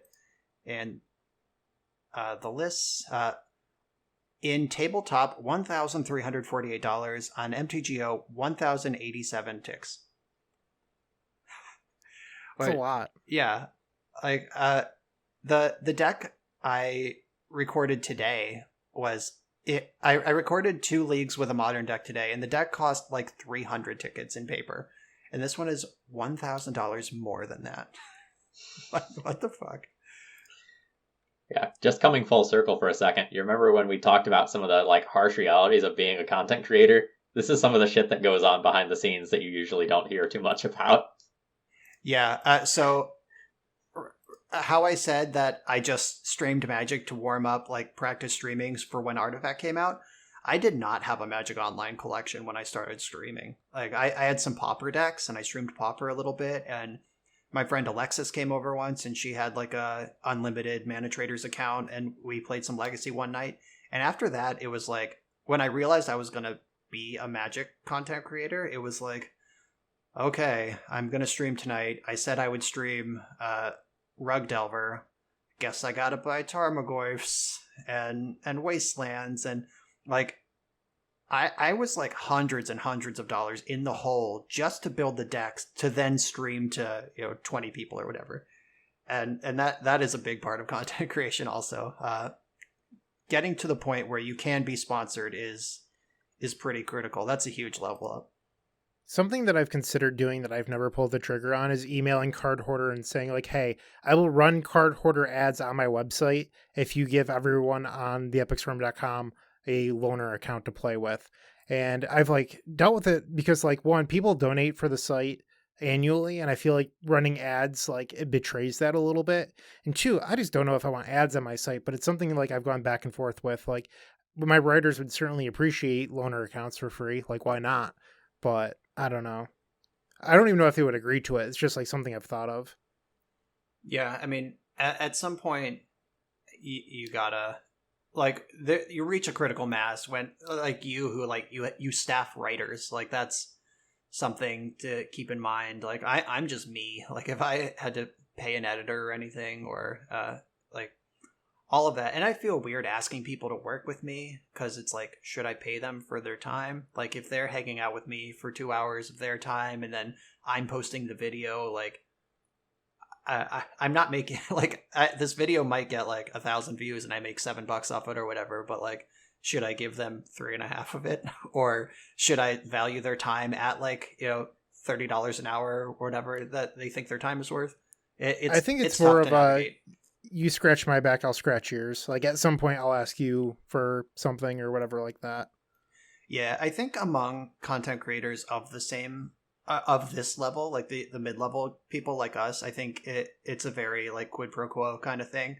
But I don't know, I've never asked any of them, but I'm sure like if I hit up like Cedric or like Emma Handy or someone to like guest on my stream, they'd be like, sure, here's my rate. Which is a totally fair thing for someone to do when this is literally their job. So when I asked Reed Duke to do Infernal Tutoring, I was like, am I supposed to like ask him if he like wants a fee for doing this? Because like Reed gets paid real money for doing articles, and Reed was just like, nah, I'd just be happy to do it. He's like, I love Legacy, but like that was like I felt so awkward like dancing around that subject, and Reed was just like super nice about it. I mean, what would you expect out of Reed Duke, right? Yeah, I mean that's lucky, and a lot of the people in that position were in our position 2-3 years ago, so maybe they get it. But it is absolutely a favor if like somebody bigger than you shows up on your website and their name drives clicks and they don't charge you for it. Like that's the whole business, like monetizing your name, image, likeness skills. So.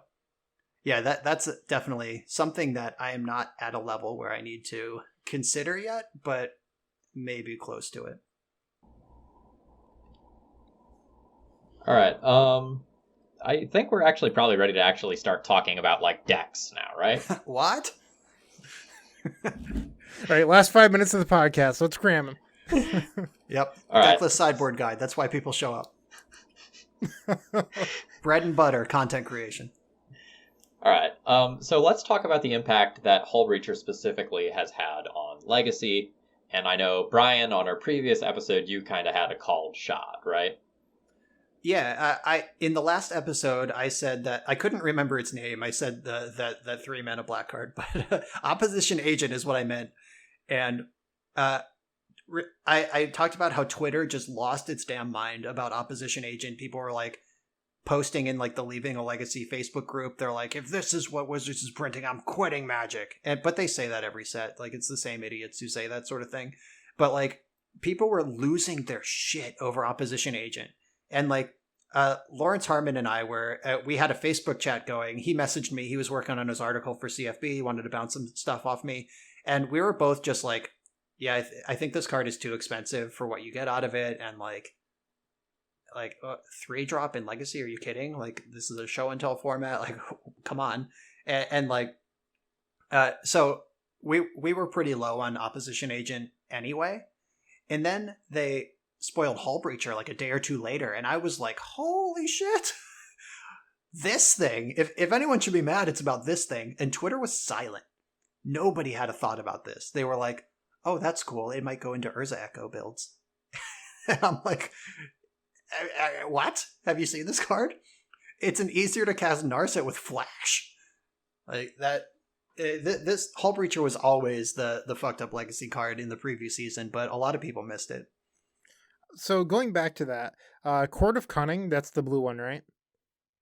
So that was spoiled like a week and a half earlier, and someone posted it to the Epic Storm chat, and they're like, oh, this is going to see play in blue shells. And myself and a couple other people discussed it, and then like no one said anything. A week and a half later goes by, and I saw at least like 4 or 5 Legacy content creators go, holy shit, this card's bananas. I'm like, this card was spoiled a week and a half ago. And like no one else had said anything, nowhere. And like, I just don't know if people just chose not to look at it for a week and a half or what, but I don't seek out unofficial spoilers most of the time. Like, I know a lot of this set was leaked before it was supposed to be spoiled actually, and like I don't look at that stuff. I don't seek it out. Generally, if something doesn't float across my Twitter feed, I don't see it. Like, I don't look that hard. I'm not gonna lie. But I was definitely excited about Court of Cunning. Like, I saw that in like a blue-white shell just being an alternate win con. Like, the Monarch is just a powerful thing. I've played Palace Jailer in blue-white shells before, and it costs 1 more and doesn't win the game. So I was one of the people excited about it, and I still think it's better than Opposition Agent. Someday that's a low bar. Bro. Yeah, exactly.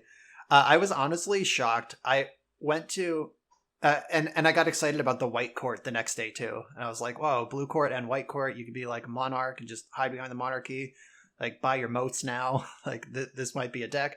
And also just the blue court, just it mills any number of players. So like, you put it in an Uro shell, you become the Monarch, you mill both players for 10, you evoke your escape your Uro on turn 4. It's ready to go. Like, I was excited about all that, and I still am. I played against a Bant Court of Cunning deck. It was like Noble Hierarchs and everything, and it shithoused me in the league. I was playing Urza Bomberman, so I'm not surprised I got shithoused by a lean, mean blue deck. But I was shocked this week when I was now just regular ordering my cards from Commander Legends, and bought the full arts of the white court and the blue court, and I think I bought 3 of each, and I think it was like a total of $8. They are giving those away. So one thing about the blue court, Court of Cunning. I did a tutoring session yesterday, and there was twice where our opponent tapped out on turn 3 for Court of Cunning and promptly died. So like, the big thing in my mind is like, this is a 3-mana. This isn't a card review, but I'm turning it into one. Like, it's a 3-mana card where like your opponent taps out and it doesn't impact the board immediately, and that like sort of bothers me. I understand the value of Monarch, I really do, but like, there's just like something in the back of my head where I'm like, it doesn't impact the board immediately, just like bothers the shit out of me, and I can't explain why. Yeah, so I mean, go ahead, Phil. So when all these Monarch cards were spoiled, I immediately sat down and recorded a 20-minute video on the Monarch, talking about like its history and death and taxes, and kind of like why Monarch is not actually a very strong mechanic right now in this metagame. And like, there were so many people getting excited about those courts, and I was just kind of like, hold on a second. The death and taxes decks don't even want to be playing Palace Jailer right now, because like, the Monarch emblem is so risky in this world of like Ice Fang Coatls and like Oko plus on my food or Astrolabe attack you. Like, it's not safe. Yeah, there's a lot of pseudo haste in the format right now, like flash threats or haste threats, and It is a bad time to be a Monarch. And I think that like tapping out against the Epic Storm is not something you ever want to do. Like I guess if your hand's bad, you just kind of have to hope they don't have it and jam your court, and then you're going to be ahead pretty quickly. So I don't know. Like I'm not here to critique your opponent's play, but definitely the feeling that an Epic Storm player would get when turn 2 Court of Calling resolves or turn 3 versus in the blue mirror, I will tell you, it's a different thing. I'll believe that. Going back to Icefang Coatl, though, I don't think anyone likes that fucking card. I know that I hate it. It made Hope of Girper unplayable. I want to play Hope of Girper so fucking badly. So they should, like, not that I think that they should actually do this, but I just wish that card would get erased. I think you are alone in that. I love Icefang Coatl. Well, you're genuinely jerk, love the card. Look, if we're taking that out, can we just like shove Plague Engineer out the door along with a handful of other cards? No, this is only about Icefang Coatl, Phil. Please stay on topic. No, I like all of those cards. I'm not going to lie. Isn't Icefang Coatl also expensive? Oh no, it's down to like $8. There was a time where Icefang Coatl was also in like the double digits. That was before the Modern Masters reprints, or Modern Horizon reprint. Yeah, you were able to... Yeah, it was like 22 for a while, but yeah, they reopened it as a draft format. Oh, it was even higher if you go back. Icefang Coatl at one point was 52 tickets. Sign me up. Oh, yikes. All right, so final thoughts on Opposition Agent. Like, everyone saw it coming that it was going to get played in the Curses deck. Like, of course, the Dark Ritual, Trinisphere, Chalice of the Void deck is going to want that sort of effect. But otherwise, it's not seeing much play. Putting Shout out to the Pox players in the Leaving a Legacy group. Also, let me tell you how excited I am to hear Dark Ritual, Chalice of the Void deck. That's just good deck building. I'm playing that on stream tomorrow. It's going to be great. I'm excited for you.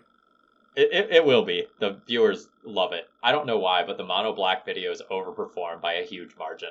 Like, my second best video of all time, I think, is me, like, casting fucking Vampire Nighthawk in Legacy or something. I think it's the same 3 guys from the Leaving a Legacy group who are just like, They just, like, get on Google Hangouts and watch the videos together and laugh. And they do that over and over again for, like, 1,000 times. They could be like playing Kalidas, but they're like, no, Vampire Nighthawk is way more metal. We like Vampire Nighthawk. What's more metal than Kalidas? Have you seen Kalidas? I have. Kalidas is a great card. He eats your opponent's creatures into nothing and shits out zombies. Very metal. Also just has lifelink for some reason. So, get after it, Kalidas. Alright, so... were we talking about Hull Breacher at one point tonight? No. I don't even know if we were talking about Magic tonight. Yeah, I don't remember. Alright, so finishing up Opposition Agent, it's also seeing some play in Arclight Phoenix decks and some like Snow sideboards or maybe a one of in Esper Vial, but that card is not taking off, at least in Legacy. On the actual topic of tonight of Hull Breacher in Legacy, damn, the Urza Echo deck is cool now. Yeah, I posted on Twitter a 40-second clip of my first game I played with Hull Breacher. Like, I had just borrowed them from Callum. I just joined the league, just turned on my camera. First game I ever played with Hull Breacher. It was end step. Like, I had like Island, Ancient Tomb.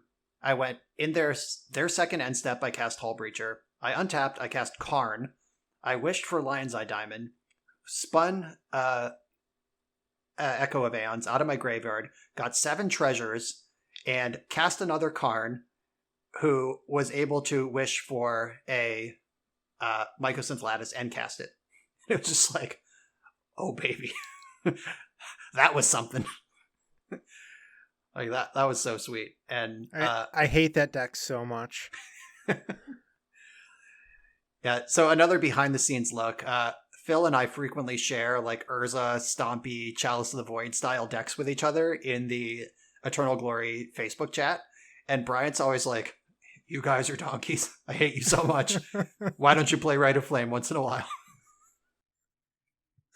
That deck, like, the fundamental issue I have with it, in my mind, and this is a me problem, you shouldn't be allowed to play, like, Chalice of the Void, Force of Will, like, Karn, like, all these, like pillars of the format all in one deck and have it be good. Like, you should have to, like, pick your pillars. I don't know, you shouldn't get to have it all. Hey, Bryant, have you heard of this deck called Snow? Snow, like, isn't chalicing you. Like, that's not a pillar. Like, Snow is, like, clearly within one pillar. All right, so specifically, a deck shouldn't be allowed to play all the cards that are good against Storm, is what you're saying. No, it's not even all against Storm. It's just, it literally does, like, every pillar of Legacy, other than cast Brainstorm. I mean, it's pretty bad at having basic lands in it.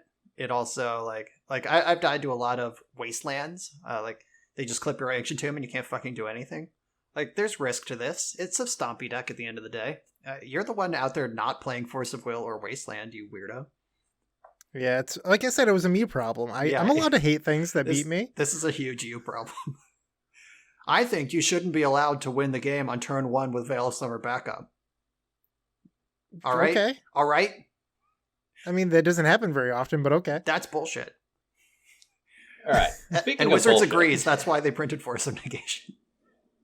Which I know you love. The combo portion of this deck got considerably better. So it used to kind of be an A plus B combo deck that only could, like, very rarely assemble, like, Narset plus Echo at the same time. That was not a very consistent game plan. But now that, like, there's Narset and Hullbreacher, that game plan is actually pretty reliable. Not quite to the point where you're going to do it every game, but, you know, every match, that's something that's realistically on the table, especially if you're playing 3 games.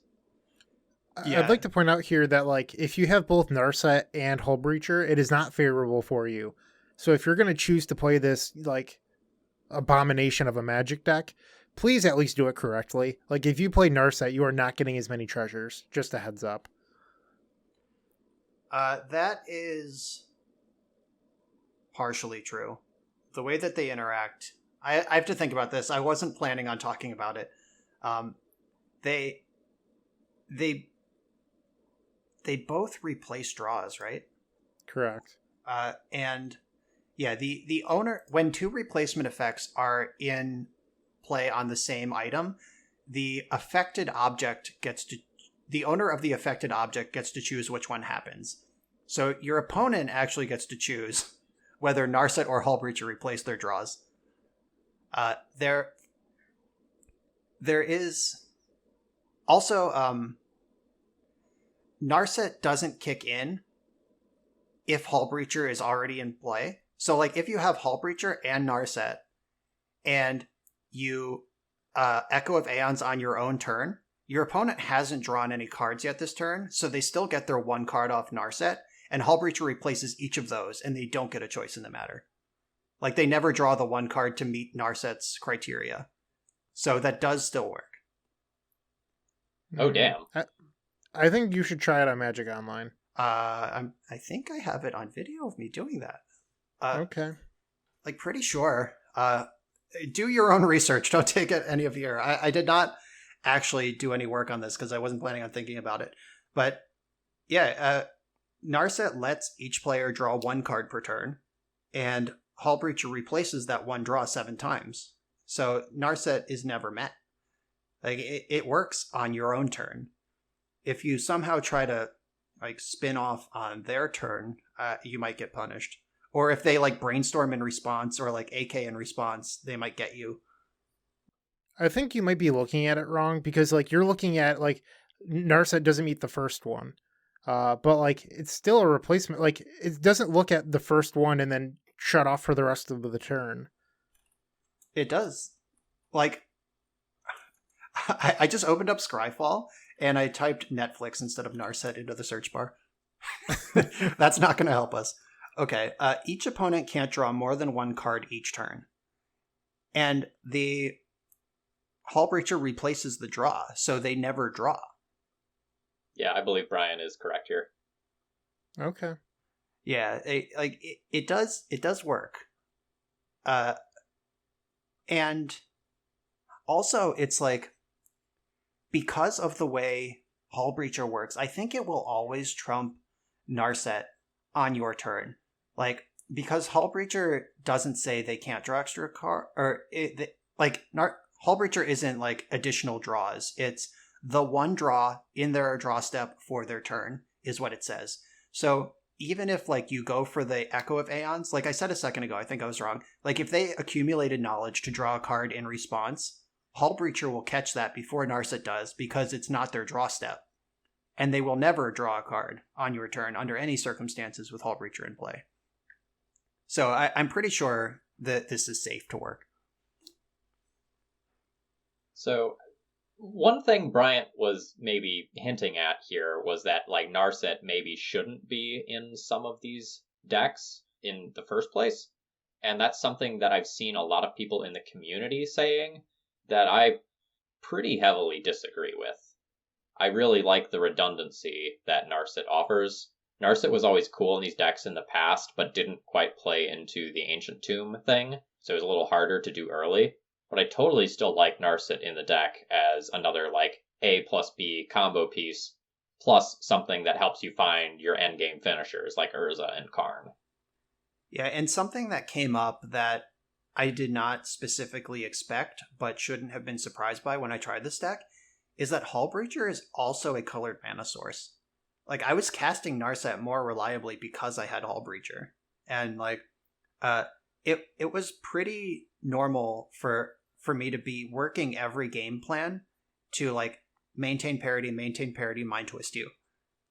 Or like, get ahead, mind twist you. Like Phil has said, Narset is hard to cast in these decks, hard to line up. You only had 4 of her, and it was not reliable. But having 7 Narsets in the list that I played, that's what I did with my version, was pretty bananas, like really reliable. I got a number of comments on that video, though, saying that you should cut Narset before you cut Sai, because Sai is doing something so different. It's just another angle that your opponent needs to respect.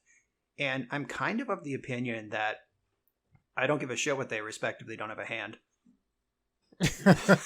So that I don't know. Like, I'm not an expert. I've played Urza Echo like twice before Hull Breacher and once since Hull Breacher. Like, I'm not the expert. There was more testing to be done. But I really, really liked the redundancy of the Narset effect. You can also always just move side to the sideboard. Like, not everything needs to be main deck. To the sideboard? All right. We're done. Wrap the podcast up there. The podcast is over. We're not coming back. And we're back. Say hello to Philip Blackman. Hi, my name is Phil, and I like Lazav. All right. So people are trying Hull Breacher in decks other than just this. I've seen it in main deck or sideboards of fair blue decks. I've seen it in both the like normal aggressive Merfolk variant and the weird paradigm shift Merfolk combo deck. Have you all seen it anywhere else? I've seen it in Snow and Miracles as like a 2 of. They both had it main deck. Yeah, I can see it just like sliding into any blue deck is just like a thing you need to respect when you play against them. Callum's mono blue control deck is so cool. This was the video that has the most views, like the video that just went off that I was talking about several hours ago at this point. But Callum just built this mono blue control deck. It has all the forces, and then it also has Arcane Denial, which is just like blue and a colorless counter target spell. The spell's controller draws 2 at the next upkeep, and you draw 1. And like, guess what? Hull Breacher has Flash. So you can counter their spell, then in your next upkeep, flash in Hull Breacher, and steal those Arcane Denial draws. Like, you don't even have to have it in play already, like Narset. And then once you have Hull Breacher in play, the deck has Words of Wisdom and Vision Skeins, which are both 2 mana draw 2s, and your opponent draws some number of cards too, but then you just turn that into mana. Like I navigated some weird spots where it was like, end step Hull Breacher, untap, Vision Skeins for free. Like, I draw 2, I get 2 treasures. Then like that chains into a Vision Skeins, into a Words of Wisdom, and then I just like Days Undoing You out of the game. And it reminded me a lot of the... What was the red thing from Standard a while back, and now it's in Historic, that you cast 3 red spells and then you can turn it back into mana? Oh yeah, Runaway Steamkin. Thank you. It reminded me a lot of that, where like there becomes this like fair, not quite combo, but close to combo going off sort of thing with it. Yeah, and like on a couple board states, I like wished I had a Brain Freeze in the deck to dig to. Like it was just like, I've just drawn 6. I have 6 fresh mana. What am I gonna do with all this? And then I just end up like Days Undoing, Mind Twisting You, and then which is good enough. Like let's be serious. But just and then you pass the turn with a fresh hand of 7 blue counter spells and 7 treasures to cast them with, and you just win with Hull Breacher. So that deck was really, really cool. I just want to say that I love that the Eternal Glory podcast has become a Callum Smith appreciation podcast. It always was. Always has been. Bryant is just floating in space looking at white faces on Twitter, and I'm floating behind him with a gun. Always has been. All right, Bryant, do you want to talk to us about Hull Breacher in Vintage? If I have to. Since you paid out the butt for him. You don't really have to. I mean, we can do this very quickly. Yeah, I mean, my thing's going to be pretty short anyway. All right, just blast it through. So I didn't realize that it was legal, the first event that you could play Hull Breacher in. So like I was recording this Vintage challenge, and round 1, I'm like ready to go off, and my opponent like flashes in a Hull Breacher. I'm like, fuck, these are online now? And like it didn't get me, but I had to play around it. My opponent was just on like bug hate bears like you guys were discussing. It had Leovold, it had Narset, it had Hull Breachers, it had Deathrite Shamans, and Collector Roof. Collector Roof does not play well with Hull Breacher. I know that one for a fact. You can't convince me otherwise. I don't know how Leovold works with Hull Breacher. I couldn't tell you. But they managed to get a bunch of this stuff in play. Doesn't matter against Spray Dragon. Spray Dragon just smashes. So I managed to get that one. And the list I was playing was like pretty cool because in Vintage recently, everyone is all about like destroying lands with like Ghost Quarter or Trophy. And I was playing 3 basic islands and Astrolabes for Metalcraft count. It was pretty sweet. But after that event, I was like, I'm never going to play this list again because Hull Breacher is legal. And Hull Breacher changes everything. So with trying to combine Hull Breacher and a paradoxical outcome, I wanted 3 Hull Breachers. Well, if you're going to be running Hull Breacher, you might as well be running Wheel of Fortune and Time Twister. Like Brian said, when you run these wheel effects, you end up creating 7 mana with your Hull Breachers, and that's just like pretty desirable in Vintage. And is exactly. Just in is Vintage? that pretty desirable? And I was like trying to think of like what else, if everyone's running 4 Pyroblast and main deck Lightning Bolts to beat Hull Breachers, like what's good against what everyone's trying to do. And with the Vintage Showcase coming up this weekend, I think that this should be a very serious consideration for everyone. Underworld Breach combo. Deck naturally is insanely good against Pyroblast. It's great against Lightning Bolt. It doesn't care about Flusterstorm. If I was like just trying to spike one event this weekend, Vintage Showcase, Underworld Breach, I think it's really well positioned. So that's a very serious recommendation for me. I'm not just like blowing smoke. So I tried combining that into my deck. And so I was playing, POs, Hull Breachers, Wheels, Breach combo, like I had a Brain Freeze and a Lotus Petal added. Lotus Petal is also an artifact for Metalcraft. The deck was fun. I didn't do that well, but like it felt like there was potential there. And what I learned was with Hull Breacher in the deck, it's essentially like, Brian, get ready for this. It's a blue Monastery Mentor. You end up putting a ton of treasures into play after you put Tinker Citadel. And I realized, like, I don't need a Brain Freeze or a Grape Shot in the deck. Like, I know that there's no White for Mentor in my list, but you can just sacrifice 10 treasures to your Boss's Citadel, bounce your Citadel with an outcome, and then replay Citadel and sack 10 more treasures. Like, it was just so easy to do, where I'm just wondering, like, Hull Breacher is your win condition now? That, or you can just Hull Breacher and then cast multiple Time Walks. Like, play your Breach, Time Walk 5 times, and attack with 3 Hull Breachers 5 times. Like, those are the only win conditions that you need. So I don't think you need to be playing anything like Mentor or Grape Shot or anything like that. Like, Hull Breacher by itself is just enough. That might be true. Narset, I remember when you could have 4 Narsets in Vintage. My second Vintage Champs top 8 was in that meta, and it was just like, it did warp everything, like you said. Like, I played Rug PO because I got to play Pyroblast and Lightning Bolt main deck, and you just needed Lightning Bolt in your deck to deal with Narset if you were planning on drawing any cards ever.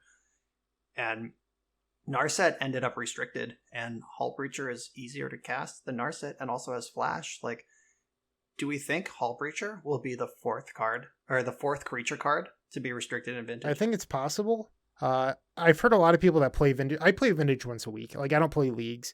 A lot more people that I know that actually play Vintage regular. Like, it's made the format super unfun. And it has a number of things to do with that. I mean, I don't see that because I don't play enough. But when these sort of effects are good, Dredge and Shops comes back in heavy force, and I don't think people like that. Yeah, Shops is everywhere right now. Like, I didn't play this week, but I looked over a lot of the data, and Shops was just all over the place, more so than normal. Yeah, it's nasty stuff. Just having a deck that exists in Vintage's Tier 1 anyway that is not interested in drawing cards, like multiple of them, that's a gross place to drop a card like Hull Breacher or Narset before it. Yeah. Going back to the not needing other win conditions thing, if everyone's playing Lightning Bolt and Pyroblast to try to kill Hull Breacher, I found myself never wanting to board in Sprite Dragon. Like, Sprite Dragon was good because, you know, it was an overload of their Pyroblast effects, but now everyone's running so many that Sprite Dragon isn't good enough. And I was like, well, it's still good against Shops. And then my Shops opponents were just running 4 Stonecoil Serpent. I'm like, this card is garbage. So, like, I'm off Sprite Dragon for a little bit. And I just think that, like, those should probably be Tormod scripts because, like, Dredge is really out there now. They're just like, yeah, we don't care about Hull Breacher either. So, like, I've been playing Hogak Vine for a few weeks now, and I'm scared of Hull Breacher even. Like, that sucker messing with my Bazaars when I, like, normally wouldn't care about, like, a 3/2 creature in most cases is a little terrifying when that can be, like, a main deck or sideboard option that I don't know how many I'm going to have to play around. That's spooky, and I'm not 100% that I'm playing the Vintage event this weekend, but if I am, I'm probably going to play Shops and just default to that instead. I'm spooked. Yep, well, the way that metagames work, you know what deck killed Shops last time? Trusty old Paradoxical Outcome.